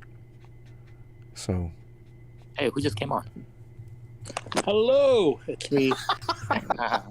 Speak of the devil. No, we weren't speaking. You spilling some tea there, Sean, about me? No. Fletch, where did you go to college? SUNY Buffalo? SUNY Buffalo. SUNY Buffalo. That's the same school as Perry. Oh, really? Yeah. I thought Par went to Bingham. No, he went to Buffalo. Wait, no. Or he's from Buffalo. Oh, he's from Buffalo. No, he's from Queens. He's from Queens? Yeah. Why don't we look that up? Are you talking about Perry Shen? Yeah. Yeah, Par. Pear. I think he did mention to me that he went to school. I got I got $5 that he went to Buffalo, SUNY Buffalo. Look at his IMDb. Let me see if it's if it's on his Wikipedia. Yeah, University of Buffalo. Yeah. Fletch, did you enjoy the whole applying to college process? It was nerve wracking, man. Between the Regent scores and all the SATs and PSATs. Fletch, what did you get on your SAT? Students. My SATs, I ended up with 1270. Ooh. Damn. Oh, respectable. Very good. I got kicked out of my house. You what? I got kicked out of the house during this whole college process. It's it was a big deal before. It makes no difference now. Really, I think in the future, workplaces are not allowed to see where you graduated from. Really? Just because it reflects a lot of privilege, and they know the system is corrupt and you can game it, so it's pointless. And none of those skills you're going to use. Whatever job you get, you're going to get trained on the job. So it's basically just a sorting mechanism, just to quickly eliminate hundreds of people by just saying, like, which college you go to. But it really doesn't make a difference. It's a little bit. Unless you went to the Kubert school, classes. that makes a difference. Well, the Kubert Negatively. school is not the same as it used to be. Back when like maybe 30 years ago, it was a pretty shitty school. It's actually quite good, and it's very respected now. Sean, do they pay you to teach there? Is that why you're giving them a good review? I know a lot of people. They go pay you there. to lecture Our there? last guest, Tyler, was a graduate from the Hubert School. Who? Tyler. Oh, really? 10. Yeah. Yeah. So I remember when he mentioned that. I thought you guys were going to be snickering. But Oh Yeah, no, because we our were information underneath the is mic though. 20 years old. Yeah, we have old information. The school's changed a lot. Right. Yeah, it's not like Pratt or one of those nudie schools. Hey, Pratt was just named the number 6 art university in the entire world. Oh, was it? Wow. Yeah, This is way after you left, though. I know. And I went there for architecture. So architecture back then was top 10. Oh, I wow. was just going to LaGuardia High School. Who? Where you dance in the lunchroom. Yeah, my high school was New World. It was based off of LaGuardia. Yeah, they danced in the subway. 'Cause we had to- Was LaGuardia, was that based on the Fame movie? Yeah, It's- Fame was based on LaGuardia. Yeah. Yeah. Actually, Well- they hired the provost from LaGuardia to become the provost at my high school. So they basically based the entire program off of LaGuardia. I had no idea we had a provost in my high school or not. So Wow, we're talking a lot about education here. yeah, this is giving me bad memories. you don't, Yeah. Jerry, you didn't have good memories of college application. I was a terrible student. So, like I said, I got kicked out of my house during the whole college process. Oh, It's fine. It doesn't matter anymore. I think people put too much emphasis on it. I mean, you don't But even need to meaning- go to college really if you want to be an artist. Jerry, Yeah. you need kicked out because you didn't do the process? I applied to one school. Was that SVA? Yeah, and I didn't even apply to it. My high school art teacher applied for me. So, like, really, do you feel like you're missing out at all from not going to a prestigious, famous college? Well, I mean really. that's how I got to know Walt Simonson and a couple other. Well, guys. SVA Like, is a top 10. and John Paul Leon, and Yeah, SVA. Right. So you go for the connections, but that's yeah. But Harvard has an $80 billion endowment. Yeah. That they can spend on marketing themselves and making themselves feel relevant. So, and just imagine what you can do with $80 billion. Yeah. I could go live in Thailand for the rest of my life. Right, but you can also make some At the kick-ass level of commercials. comfort that I'm used to. But Sean, I don't think since I graduated, nobody really cares where I have a degree. Or Especially at Harvard. Like no one knew I went to Carnegie Mellon because it doesn't come into play. I know you went to Carnegie Mellon. That's why I gave you some respect early on. If you had said you went to Kubert school, I'd be like, By the way, the Kubert School's having an open house this weekend. Yeah? I just saw that. I mean, Yeah. I was saying like Cuber School is the equivalency of Apex Tech if you wanted to be a mechanic or engineer. Well, I mean, for this discipline, which is comics, I think it's pretty good. You know, everyone we work with in the industry, and at Valiant, half of those guys are from the Kubert School. Yeah. Let's talk about something more positive, shall we? Okay. Yeah, Gary's getting Jesus, all bummed out. I hate talking about this stuff. I don't know why we're doing it. Well, your gives kid's me going to be nightmares. looking into colleges pretty soon, Yeah. right? Yeah, don't remind me. Oh my gosh. Hmm. What are those lines on his feet that are the ones that are going diagonal? These like the fold of the Oh, the toes. yeah, the right? toe. The- Yeah. So this is the part where, like drawing Spider-Man, you can get a little dizzy or lost Yeah. filling in the webbing. Although, you would think, like, when I'm doing it, I feel like I'm screwing it up because it's not fitting the right way. But then when you're done, you step back, it all looks fine. And sometimes, like in comics, like David Mazzucchelli will have some guy with a plaid shirt, and he wouldn't make the plaid conform to the body. He would just put in a flat design there. Mm-hmm. And you'd be surprised you can get away with just that. You can use it like wallpaper and put it in the shirt, and then it reads like a plaid shirt, and it doesn't conform to folds or around the body or anything. Yeah, I think Howard Chaykin did that. I learned that Yeah. from him. It not only works, it actually looks cool, and it's Because it looks much intentional. less effort. As long as it's Yeah. intentional, right? Yeah, and sometimes if I think in my head, like I didn't really know it was flat until someone told me. It's like, oh, really? It's just a flat wallpaper, because your eye actually does a lot of work to fill it in. Can I ask you a personal question, Sean? Oh boy. Okay. How's the meal plan at Carnegie Mellon? Well, I was going to ask you. I really want to get off this college thing. So Yeah. I was going to ask, are you going to be making T-shirts or what, Sean? Oh, I think it'd be a good idea. Although I'm kind of like, when you started mentioning the whole program, it sounded very serious, and I want to respect the amount of work that it takes, and I know it's not my core competency. That's why I'm kind of scared. And also, I talked really big about not being afraid of using the Marvel thing and fuck them and all. But then when I come to think of it, I'm like, oh, I don't want to piss them off. I mean, What he's saying is he needs a shell company. I don't know, but I think it'd be a good idea. That drawing is up to over 200,000 likes now. Oh. It's really bizarre. Yeah. I'm curious, everyone in the chat, what are your thoughts on, someone like Sean, if he just decided to start slapping some drawings on T-shirts? Is that something that would interest you guys, or do you have enough T-shirts, or do you only buy threadless T-shirts? Or put it under Trump's name.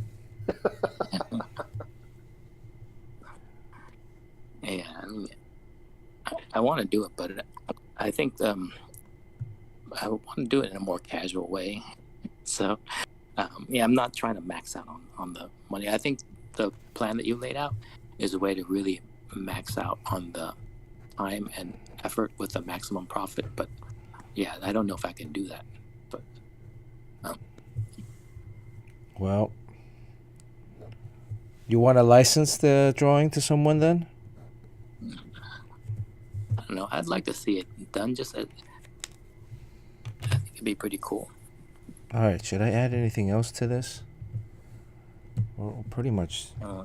And the entire Manhattan city background and a fisheye. I just think that gray outline back around the character, the way Travis Charest does. A gray outline? Gray outline. Oh, wait, hold on. I found, cleaning out my desk, I find different things. So look, I found this. What is this? Le Pen. Oh, maybe this was no. Oh, yeah, I think that's a giveaway from a convention. if you do one of those talks for Buddy Scalera for Mhm. comic book school. It gives you Yeah. So I it's have packed of, this. Marvel Uchida stuff. This is like a gray. Did you give this to me, or Jerry, or Sean? I think it was Buddy Scalera. This one? Okay, I think Bernard, maybe I just Sean. sent you a link to the Travis Charest gray outline, what I'm talking about. Oh, okay. Let me take a look. It's pretty easy, and I just think that, Oh, I don't know. I love the way you just put the lines down. You just forms of musculature, like around his glove and everything. I just mesmerized. That was good. It's like you're a professional or something. what is the link here? On Twitter? yeah. By the way, okay, I see what you did here. Yeah, you know what I'm talking about. That like outline, whatever. Around it? You don't think it would Yeah. flatten it out? I don't know. I think it looks nice. It pops it off the page. Okay. Because I think what got Jerry thinking about is that you can see your pencil lines. Yeah, I was gonna Yeah. erase the pencil lines, and then I was gonna add like a gray tone Leave on them and what's just blue. use a gray marker, and Oh, you were gonna do something inside it, like Like the whatever is like the blue on the outfit, I was gonna use like this, like a tone. okay. But Spider-Man is reds, but you're gonna go for the blue. No, for the blue, it's like blue and red, right? Red and blue. Right. So the red you're gonna just leave white. Yeah, the red I'm just gonna leave white, and so that way. All right, I'm gonna do it. I'm gonna do it. Okay. I'm gonna do it. Okay. It's very light. You can't really. Ooh, it's It's picking up the ink. Oh yeah, you got bail. Oh shit. You should just listen to me. Shit. How do I save it? Can I save it? What kind of Command black S. marker? I mean, you were using different black things, right? On there. So Yeah. were Oh using yeah. a Sharpie or Yeah. It was something, yeah. this it's Faber-Steel. not waterproof. Faber-Castell. But this is waterproof. Yeah, that should be waterproof. So I think what's running is a Sharpie. Oh, You use a Sharpie? I used a little bit of a Sharpie, a little bit, but not much. On the leg though. It was in the leg. All right, I'm gonna have to use a darker one then. Eesh. Hey, it's for charity. Yeah. Damn, Sugar Sean is ruthless. There, a darker one, saving it so you can, it's a little bit darker. You can't really tell. There we go. That's gonna make a difference. Okay. Yeah, there you go. There we go. So, do you set like a recommended starting bid for this, or is it just doesn't matter? I have no idea. Like, if I bid $1 on it, am I going to get it? Maybe, yeah. Yeah, I think so because they're giving this to non-artists, right? Yeah. Yeah, but are you going to put this like on your social media? No, they I guess auction I it, could. Of course, but will you You like can- point people to the auction? I guess I Is it open could. to everyone? Yeah. Well, I don't Open to know. the I think public? it's only open to the people in To To the the school. moms who are there that day. Yeah. Some mom's gonna be like, "Oh, this would look nice in our kids' room." I think I've got $5. Oh, this looks Like nice what? in the garage. $100. Oh, jeez. $100?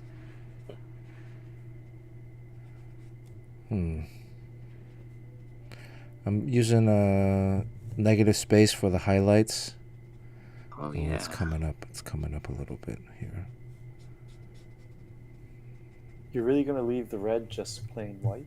Yeah, that's what I was wondering. It's a strange choice because Yeah. the red is the color you associate with the most, and then but You going to do there's his no good eyes? way.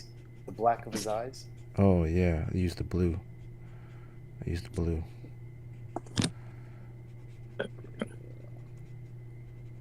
Okay, I have a question to ask chat. So somehow my phone listens to me after last week's conversation. It doesn't. Huh? Hello? I think that's a myth. Well, after last week's conversation, miraculously, I was offered a blue check mark from my Instagram. Wow.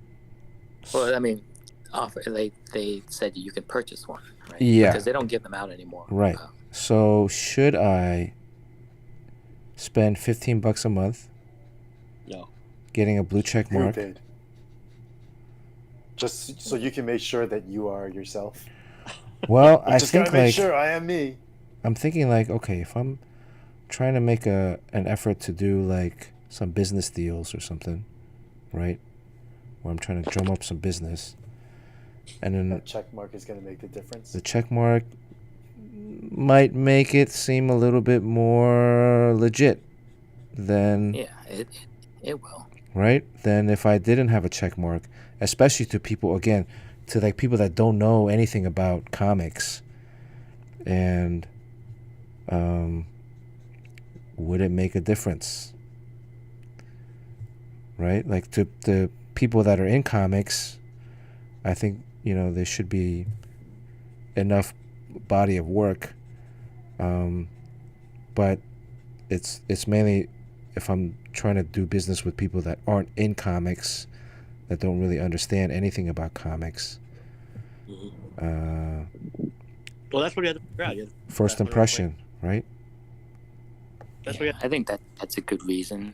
And also, you never know what the algorithm will do for someone who pays. Like, everyone is using Instagram for free. Like, no one is paying into it. So when you buy a blue check mark, you're one of like the 1% that's actually giving them money. So it's nothing for them to bump you up in the algorithm. So they'll probably do it because you're the one person that's paying them. Yeah. So it could have all sorts of benefits.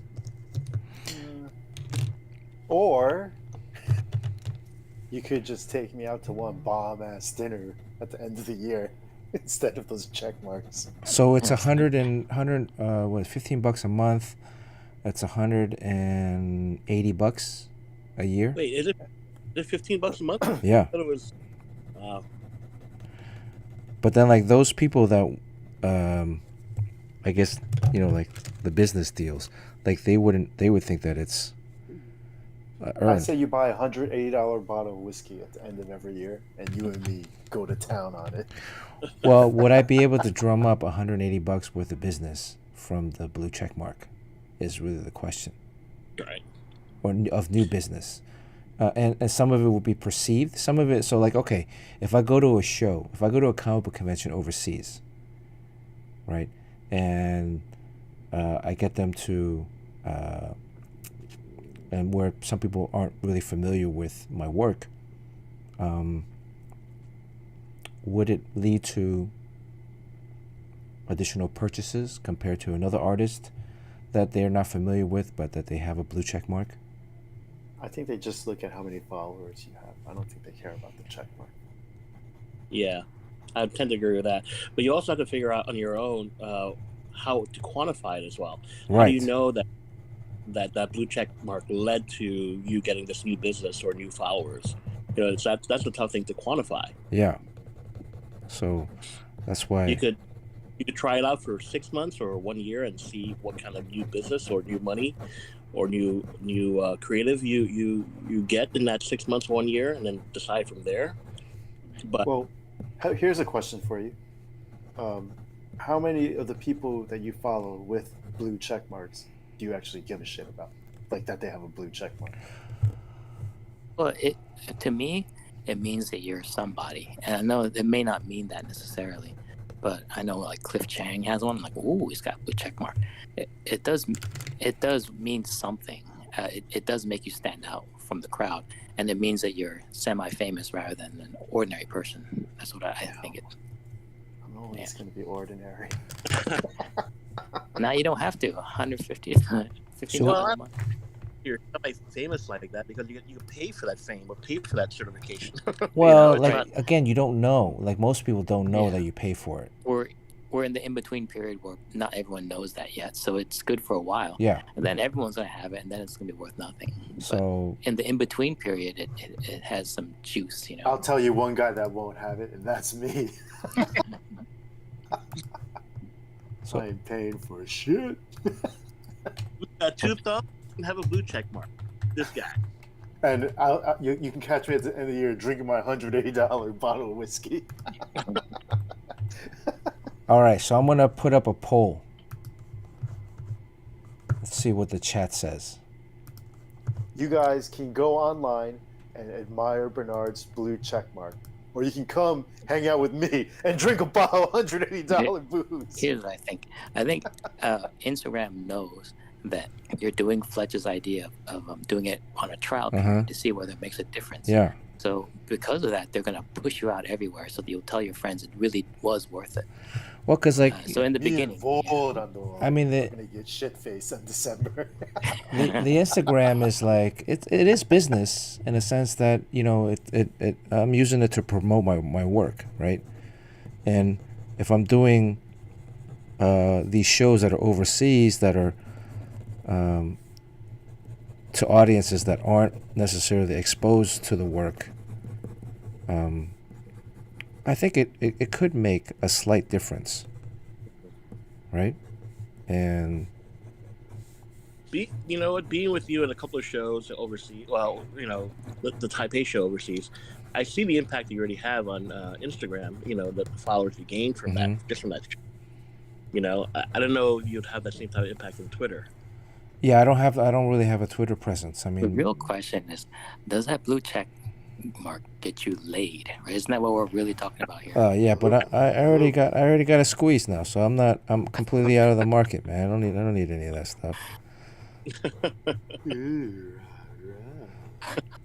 But in case we break up, it could come in handy.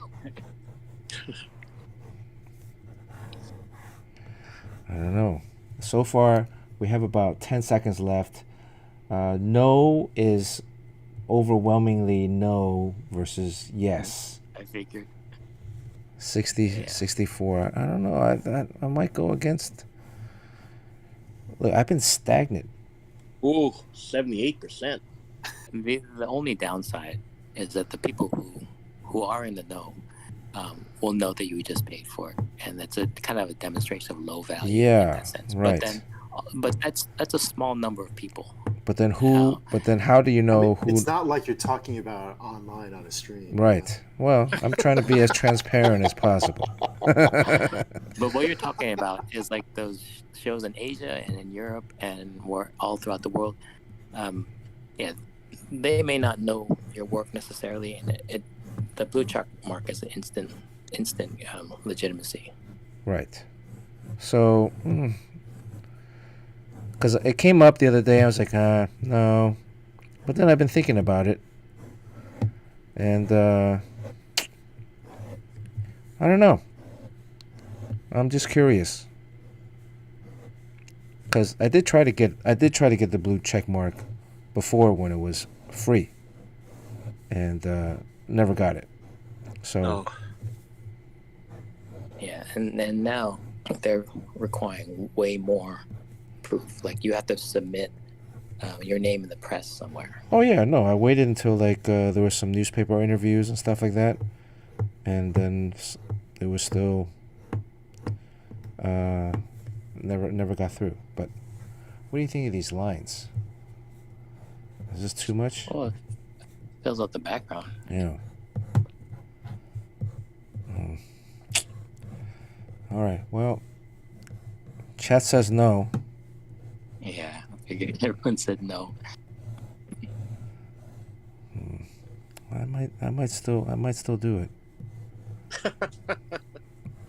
Well, also, you do have to look into what it gives you, because I know the Twitter blue check mark is not just a clout thing, because in that package it says like, well, you're eligible for this and this and this, and you can whatever edit stuff or go back in time and change things. And it gives you more stuff you can do with the account. And for that reason, regardless of whether it makes you look like a fool or a big shot, it might have some actual utility. Well, see, like the Twitter one, okay, there's like, so I scroll mainly through Twitter, like a lot of times reading news items, and then you'll see like somebody with a blue check mark, and then you go on their page and they have like they don't have that many followers, and so obviously like somebody paid for it. But then there's other people that are like kind of legit journalists or that have a blue check mark, and then so you're like, well, that everybody on there that has one, regardless if they were given the blue check mark years ago, now they still have to pay for it. But on Instagram, it's not the same though, right? So you could have plausible deniability. When we were talking about this last week, I want to tell Tommy that Jock has a blue check mark. Oh. I would have sent them over the edge. Travis Charis does not have a blue check mark. Yeah, but Buddy Cliff Chang and Bernard. Huh? This guy, Aaron Soud. You know who he is? Sounds familiar. Aaron Soud. He was when we were in advertising. He was an advertising guy that did comics also. Yeah, I think so. A blue check mark. He's blue check mark. And he was at Famous Frames. Yeah. Yeah, I remember that guy. I think. So he has a blue check mark. Really? Yeah, that's right. Look at that. So, you think he bought it? I mean, I don't know. Again, this is like we're in a period right now where you don't know, right? I mean, I know Kadir has one, but I mean, Kadir earned it, right? He's a world-renowned. He said 218,000 followers. Sean had the option of getting one. Sean Gordon Murphy doesn't have one. Sean Galloway has one. Eric Kennedy has one. Eric Kennedy has one? Yeah. Eric Grande has one. I don't know. And they early on they usually give it to like actors. I noticed like actors, if you get on a project, boom, you get it. But even though you might not have that many followers.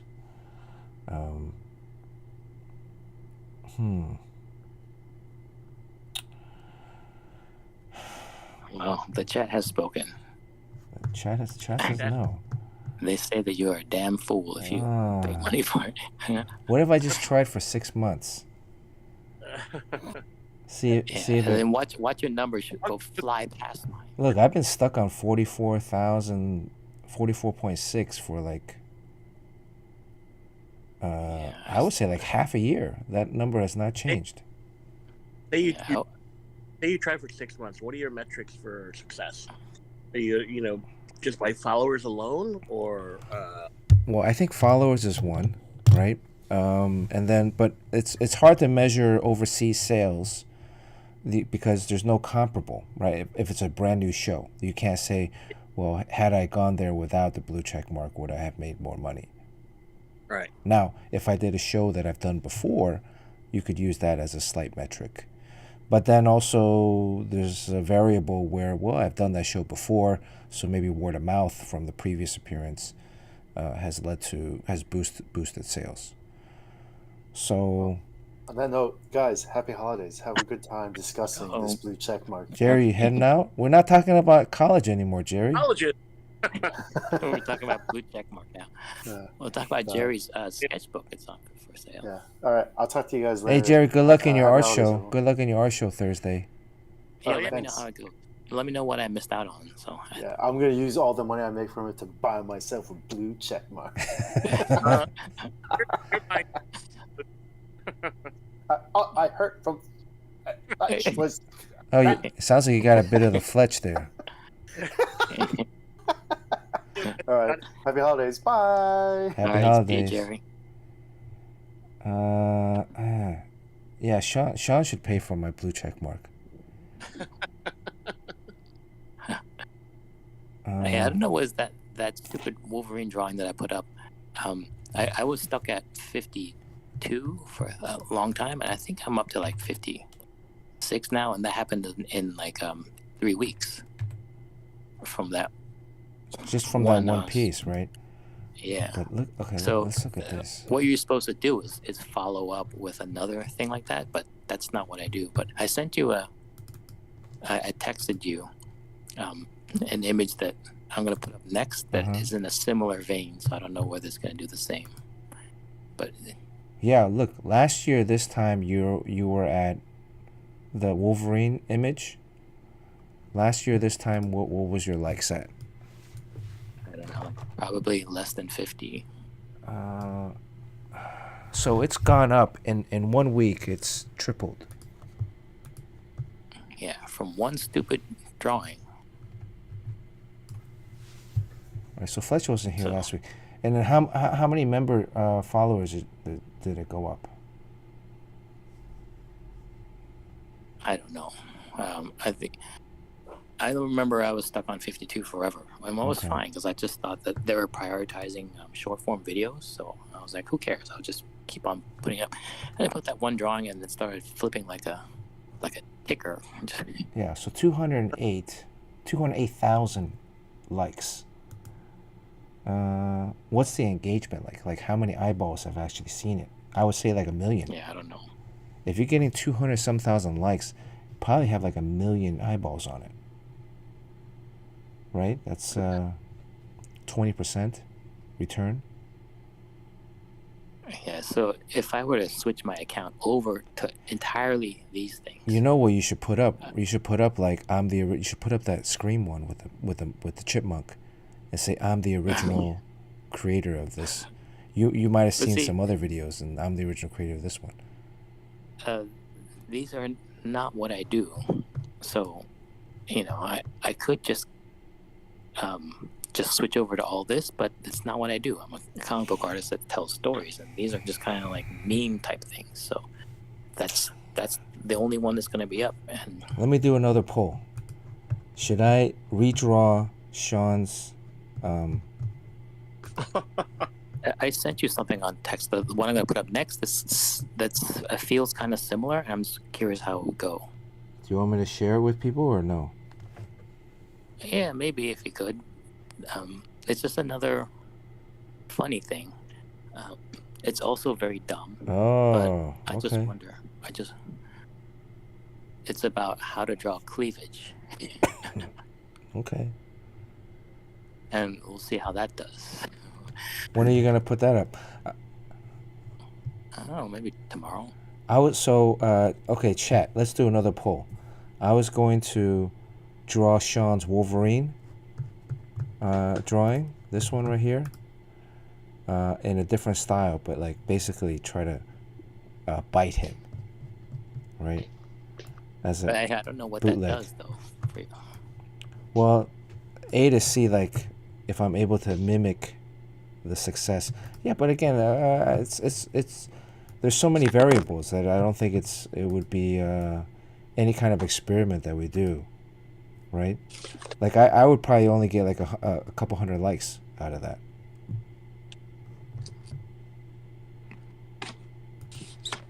What if I did a kayfabe drawing?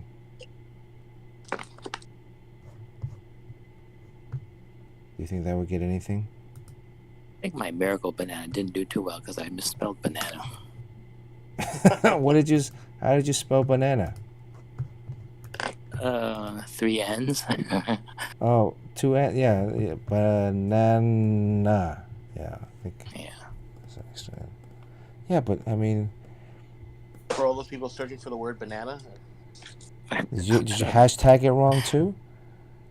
You didn't I think I hashtag the banana. I didn't hashtag it, but. Oh well.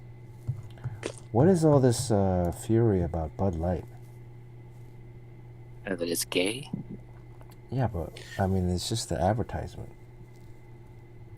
yeah, they're part of the cancel culture from the right side because the right sees them as supporting LGBTQ and they're against that and claim they're woke. So yeah, so but like, do like LGBTQ people shoot up cans of Bud Light when Kid Rock is on it? What's amazing though is that I think the profits went up because the sales of Bud Light went up the roof. Did they? Yeah, just because people are talking about it again. Yeah, people talking about it again, and people are shooting, buying it to shoot it, and people are so stupid. Because then, like, I'm reading like some country singers have pulled it from their bar because they say that they can't sell any of it. But then you're saying that the sales of it have gone up in other places. Yeah. Wow. Yeah. I mean, so Bud Light is not very good, right? I mean, I don't. it's like water. Like, when was the last time you drank Bud Light? Like, maybe at a baseball game or. Not even baseball game has so many options now. Yeah, because back then it would be like it was the only option that you would have, right? So yeah, okay, I'll drink that. But supports LGBTQ. Coors, yeah, Coors Light. Coors was tied to the Nazi. Well, I don't know. Coors is brewed in Colorado, right? Yeah. I don't know. It's kind of weird. I mean, to waste a bullet. Hey, what's up, James? I don't know where I placed the. By the way, James, I found the cover to the Nightwing book, but now I don't know where I put the Doctor Doom sketch. James, is that just some dude? Just some dude, yeah. I just think it's kind of funny. Hey, Vorendor's here. Am I missing anything on chat? Vorendor. Vorendor's streaming. Make sure you guys check out Vorendor's stream.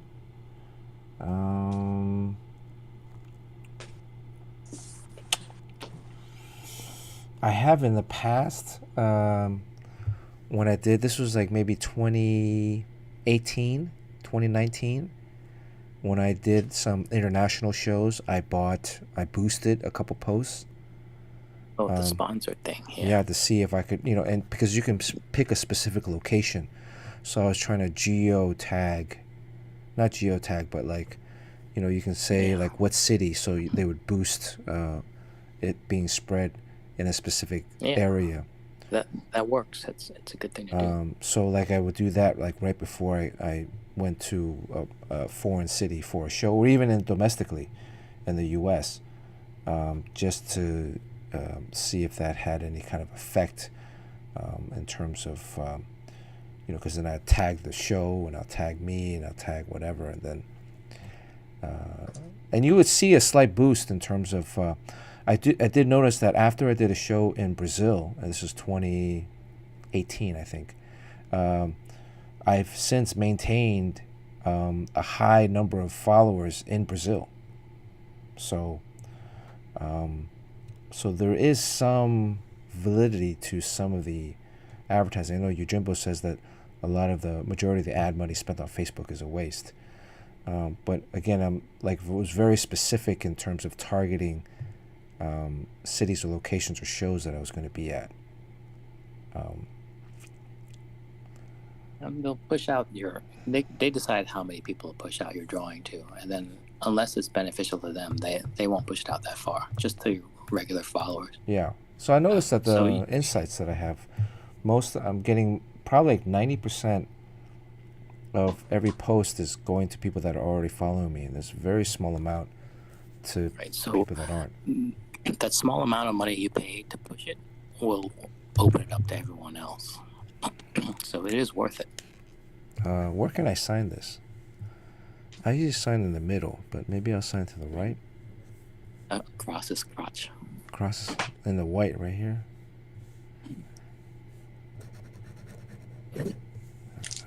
Yeah, you really went above and beyond with this see sketch. Well, I hope somebody bids on it. It's going to a good cause, to some rich kid's school. Yeah. So they can have lobster day. Lobster for lunch. As opposed to, I don't know, hash browns. What's that post that's going around now? Somebody sent to me where they took pictures of school lunches from around the world.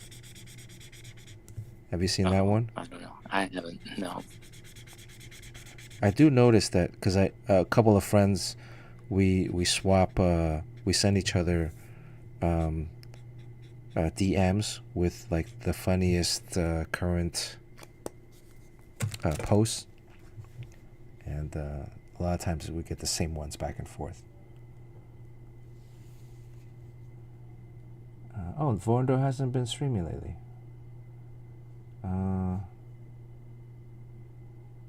Beef skeleton? Okay.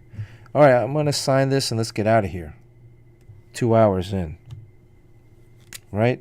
Lower right hand corner, huh? What do you think? Right here? Yeah, it's always lower right hand. But did you leave the half-inch margin? Yeah, I did, have right? a half inch. Okay. Alright. Let me go back in with a white. Let me hit it with a white. I knew it wasn't done. You're gonna erase the whole thing and start over. A little highlight there on the... I like giving the mask a little dimensionality.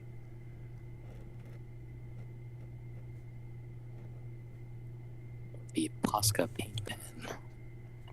Jerry's like, add red. No red? He's trying to get you to ruin it because he knows when you put the red in there that the web lines are gonna run and then I do have a red Sharpie here.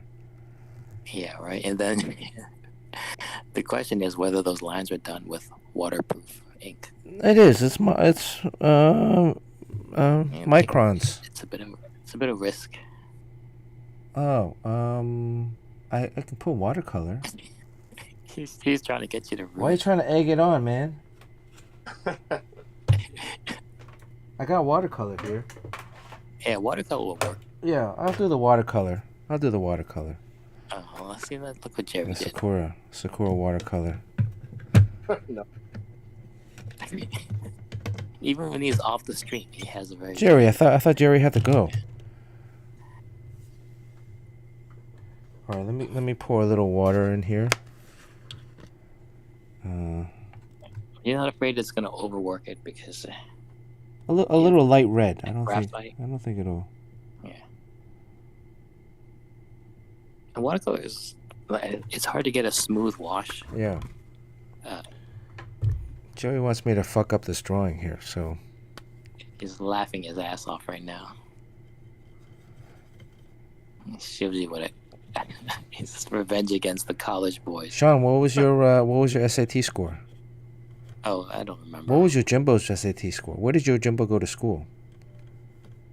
It was probably crazy high. First time chat, Alp Victor Alp. Welcome to the stream. Anybody in chat go to Harvard? Well, then get out. We'll have to mute you if you went to Harvard. University of Maryland, Baltimore, BC? Baltimore campus. Is that the Terrapins, or that's another one? This red is it's not as bright as I wanted it to be. Let me see. Yeah, I think your red is usually kind of tomatoey. Yeah, it's very tomatoey. But maybe it'll be bland enough that it'll be okay. All right. I need to make sure I make enough of it too. You know who to blame if. Yeah. Yeah, this is very tomatoey. Look at that. Red is always very difficult. I don't know. There's also different types of red. How do I get it to be more brighter? Jerry's laughing like a manga comic where he's like, kek. Yeah, I don't want it to be too red because then it'll be like overpowering. Why don't I color the like background? Is that an Asian laugh? And does anyone know in Europe what a rooster says when you write it in a comic? Cuckoo, cuckoo. Hey, Courtney's here. Courtney. Cuckoo. A rooster in Italy and parts of Europe says kiki-riki-ki. Kiki-riki-ki? Cuckoo-cuckoo. Yeah, which sounds stupid, but then you figure, like, what does what do our roosters say? Cookaroo. Cock-a-doodle-doo. Cock-a-doodle-doo. That's even dumber. Or kookaroo. Kookaroo. There used to be a chicken restaurant. They had a really good Chinese chicken salad. What does a desperate cougar say? Any cockle do? Where does Fletch get these? Fletch, you should write a book. I saw one of those TikTok jokes where some woman was saying like her daughter came up to her and said like why do you jump up and down on you're like riding dad's tummy and jumping up and down, and then the wife was like really embarrassed like, oh, it's because I keep his stomach flat. That's how you keep his stomach flat, by pressing it down by over and over again. And then the daughter's like, oh, that's not gonna work because the babysitter keeps blowing him up again. Yeah, that's an age-old joke. It's so dumb, but I laughed at.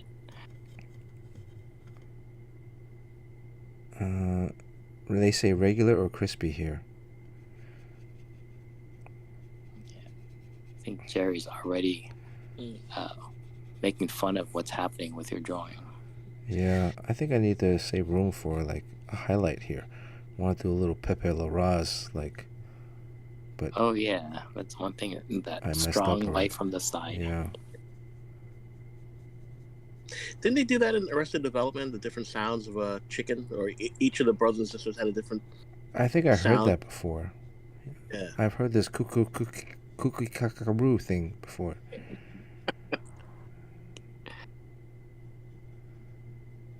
Yeah. They're asking you whether you switch to brown color. Yeah, it's brown now, so it's the color. The camera is a little off. It's a little red. It's a little like watered ketchup, kind of. Right. Hunt's ketchup. Jerry's Heinz. Laughing. He's rolling on the floor now. The ink is bleeding a little bit. Why is the ink Jerry's bleeding? Sort of like that character in who's that? Like Sam Jackson plays that evil guy that makes the train crash and all that. The Moose, Bullwinkle, Rocky Bullwinkle. Yes, that guy. No. Unbreakable or Unbreakable, yeah. Oh. Mr. Glass. All right, let's get out of here. Anything else? I thought you were gonna do the buildings in the background, the fisheye. Oh yeah, right. No, I gotta do that for a cover. Jerry's like, more red.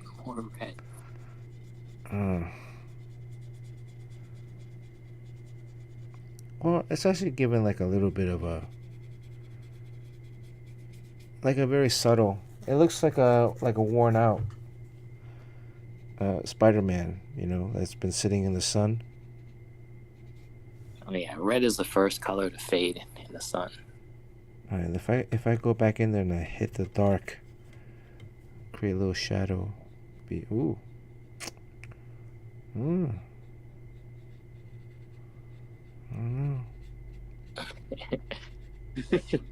Jerry said it looks nice and vintagey.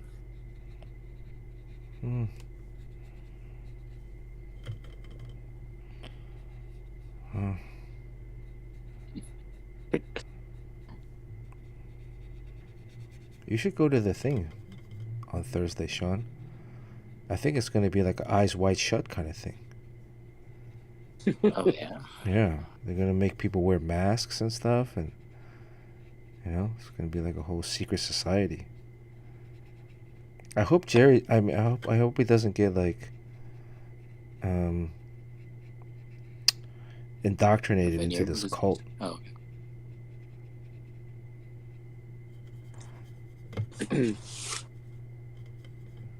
After Thursday, Jerry's gonna have a blue check mark. Yeah, we're gonna be like, "How'd you get that, man?"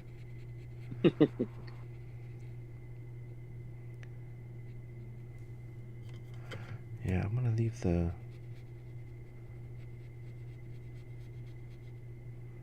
There we go. Okay. Jerry leaves and he spends all of his time in the chat. I don't know what he's doing, but he's probably taking a dump. Is he art director? Through the Art. Thank you for a first-time chatter. Make sure you guys hit that follow button so you know we're going to be on. My name is Bernard Chang. I'm on stream right now with Fletch Chufong, former DC executive, DC Comics executive, and another comic book professional, Sean Chen.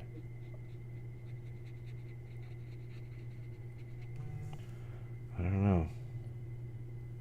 We all don't have check marks here, blue check marks. Yeah.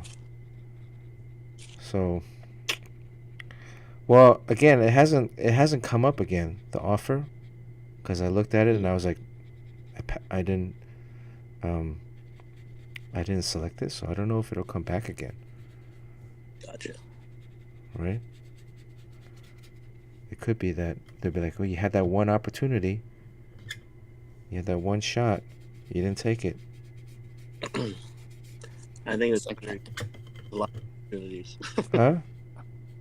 I think Twitter and the way they're bleeding money, they're gonna have a lot of opportunities. Oh, well, this is not owned by Twitter though. It's Instagram. Oh, you're talking about Instagram. I thought you were talking about No, Twitter. no, it's on Instagram. But they also need money too, because that's Facebook. Yeah. Yeah. Fuck Twitter. It's Instagram. Yeah, because I'm hardly on Twitter. Oh, I thought you were talking about the blue check mark on Twitter. No. I didn't realize that Instagram. Yeah, blue check mark on Instagram. Mm.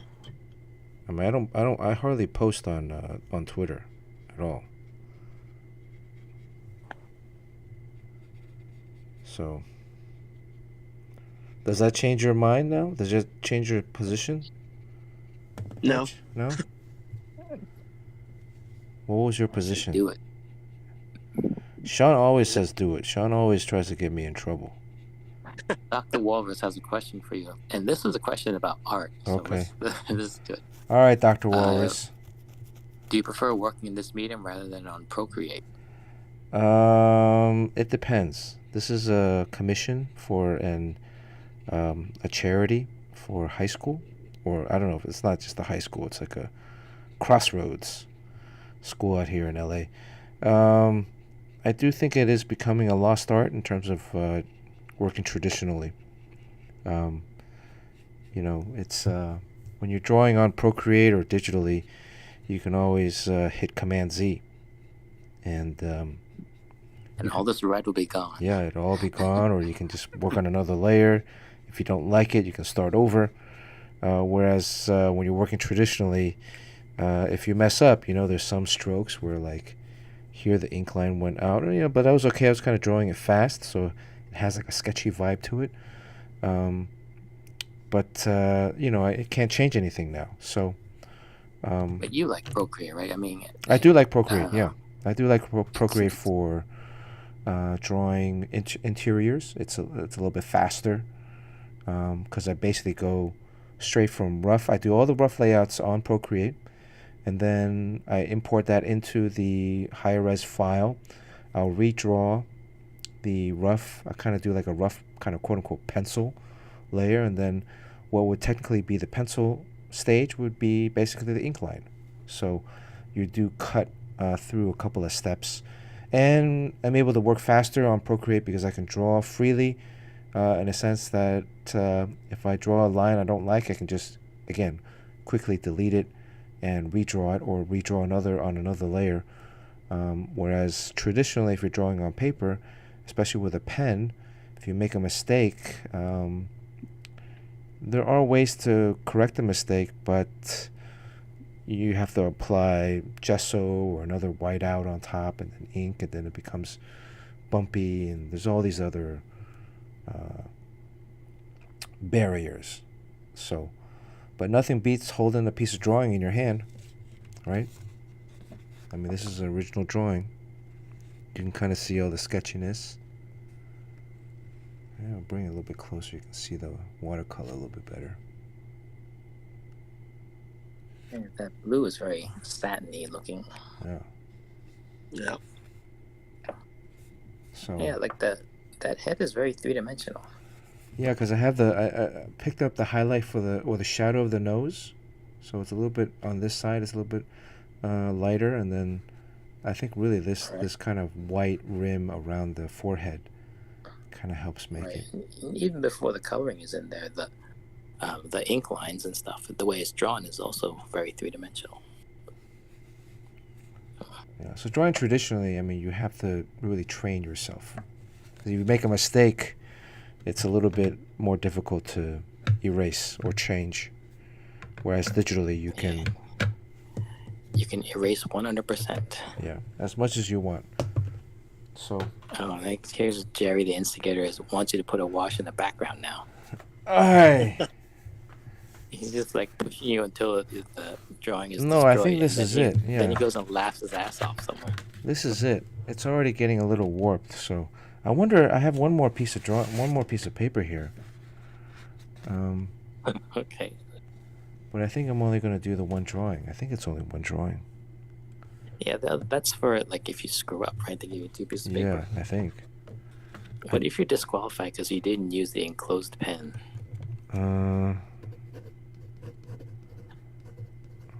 Well, I only hope it would draw more bits.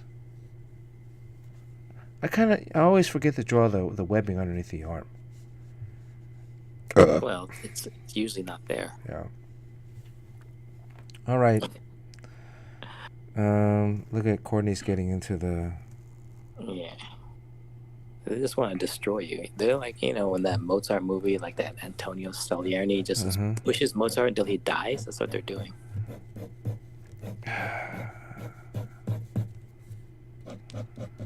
All right.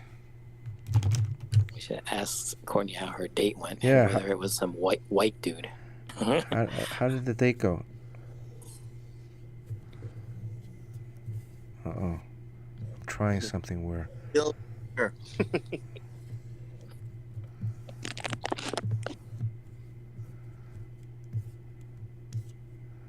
Does this count as one erase, Fletch?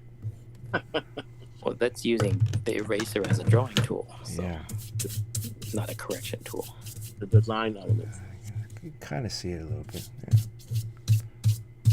Oh, I could use the pencil and then go in with the eraser to make like a webbing. But that's too much work. All right, let's get out of here. Who should we raid? Should I give away something? Give away. Yeah, but it's going to be so, you're going to have to wait like a year before you get it. I have this. It's like a unused pencil cover. Remember this cover from Green Lantern? Oh yeah, you struggle with that. Yeah. Foreground knee. Yeah. That's a good anatomy lesson in there. It's kind of a good drawing. And that's the rough, and then this was the finished pencil. I like that Teen Lantern in the background. That pose is very energetic.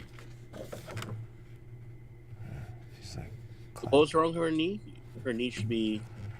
It was a foreshortening. I think you had a problem where you had to foreshorten it, but then if you made it too big, then it becomes the focus of the drawing. Right, because you were really struggling. Yeah, because if you're looking at it, then you're really looking at it like you see the knee, right? And that's the last thing you want to see in a superhero drawing.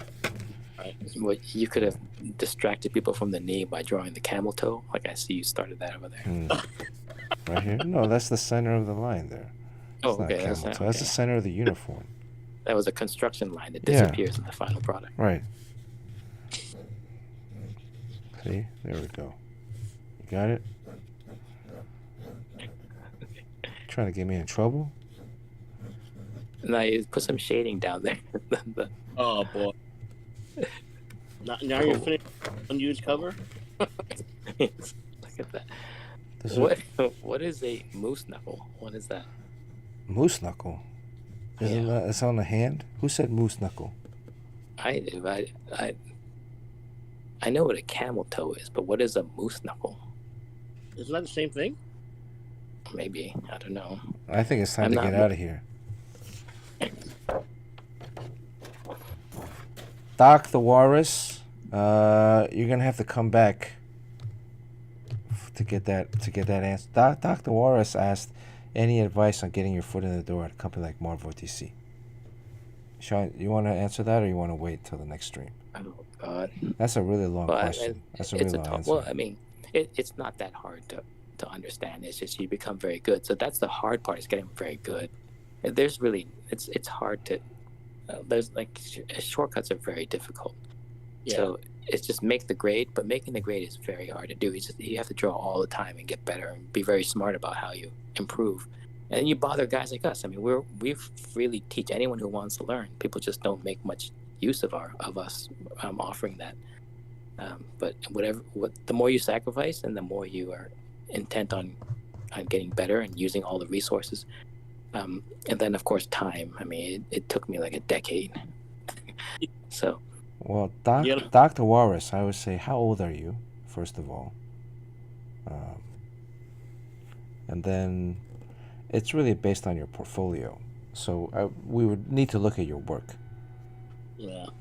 Yeah, the answers will be very specific, and you're seeing your portfolio probably will learn a lot about what you would need to do.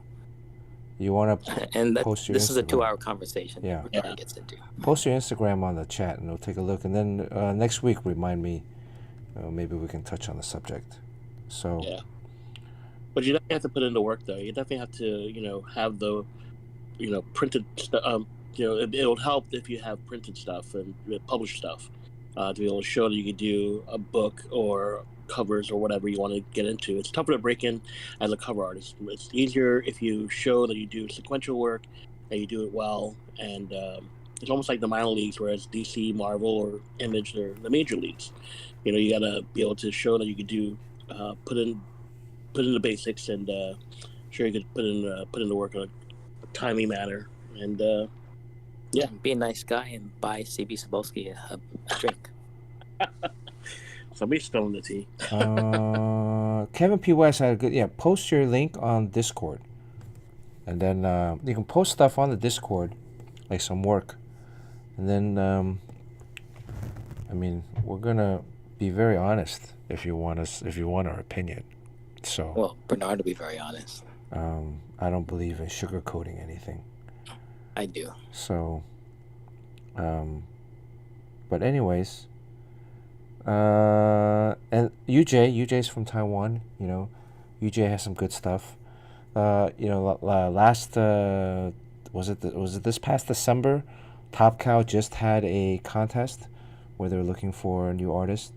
So companies are constantly looking for artists. And searches, yeah. You also have to understand that it's a global game now. So you're going to be competing against guys from overseas. And then you're also going to be competing against guys like Sean and myself. So, well, that's another thing. Is like there's much talk about the generations and which is the best generation. There's a lot of talk about the Gen X people really bringing the goods. I'm proud to say I'm Gen X, Bernard's Gen X. So you're competing against not us, but other people who have a harder time sticking to in the work, doing the head down and drawing stuff. So in that sense, it might be easier because it's becoming a lost art. So it's easier in the sense that you're competing against people who are just scattered across a lot of different things, pulling their attention around. But if you really do focus down on this, you're not really competing against us, and we certainly are willing to teach anyone who wants to learn. So I think, I think the chances it's not impossible. And for many reasons, it is very possible. Yeah, but I think it's better to have a look at the work. That way we can kind of gauge and be a little bit more specific with direction, because we can be very, very generalized on one hand, and the advice, although it sounds good, would not apply at all. So anyways, anything else? Let's who should we raid? Let's raid somebody. Where's my screen here? Let me see. Anybody have any suggestions on who we should raid? Amarath? Amarath. Commander Biscuit 86.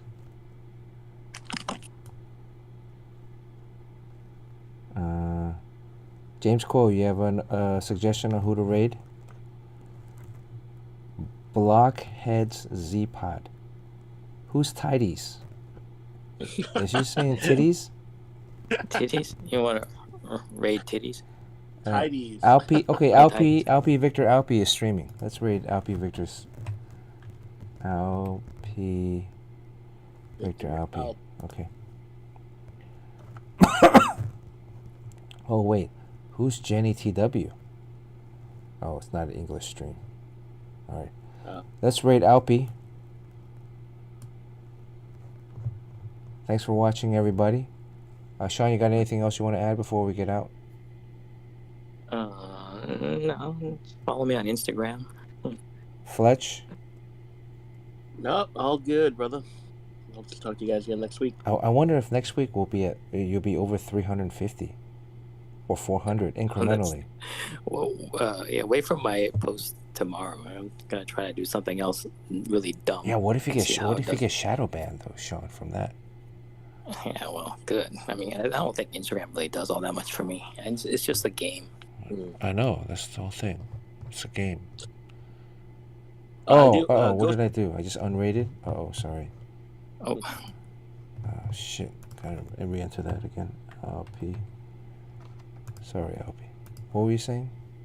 Go say Renfield. Renfield was hysterical. I saw the early preview of it. It looks good. Yeah. Is that with Nicolas Cage? Nicolas Cage, Nicholas Hoult, and Aquafina. Oh. But it was hysterical. It was bloody. A lot of action though. But it's a vampire movie. It's a funny take on the Dracula lore. Okay. Based on his servant Renfield. Have you seen Beef? Beef. I'm starting to watch episode. I'm in the middle of watching episode 1. Okay. I haven't seen the whole thing yet. Okay. All right. We'll go see Renfield then. Okay. Happy holidays, everybody. Happy holidays. See you next Tuesday. See ya.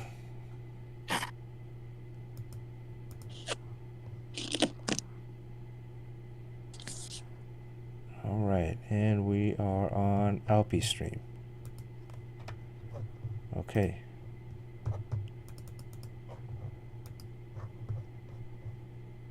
Watercolor. No outlines. What is he doing? Oh yeah. He's watercoloring. It's what's that manga? I don't recognize it. I know the costume. Not Demon Slayer, cosplayers. but yeah.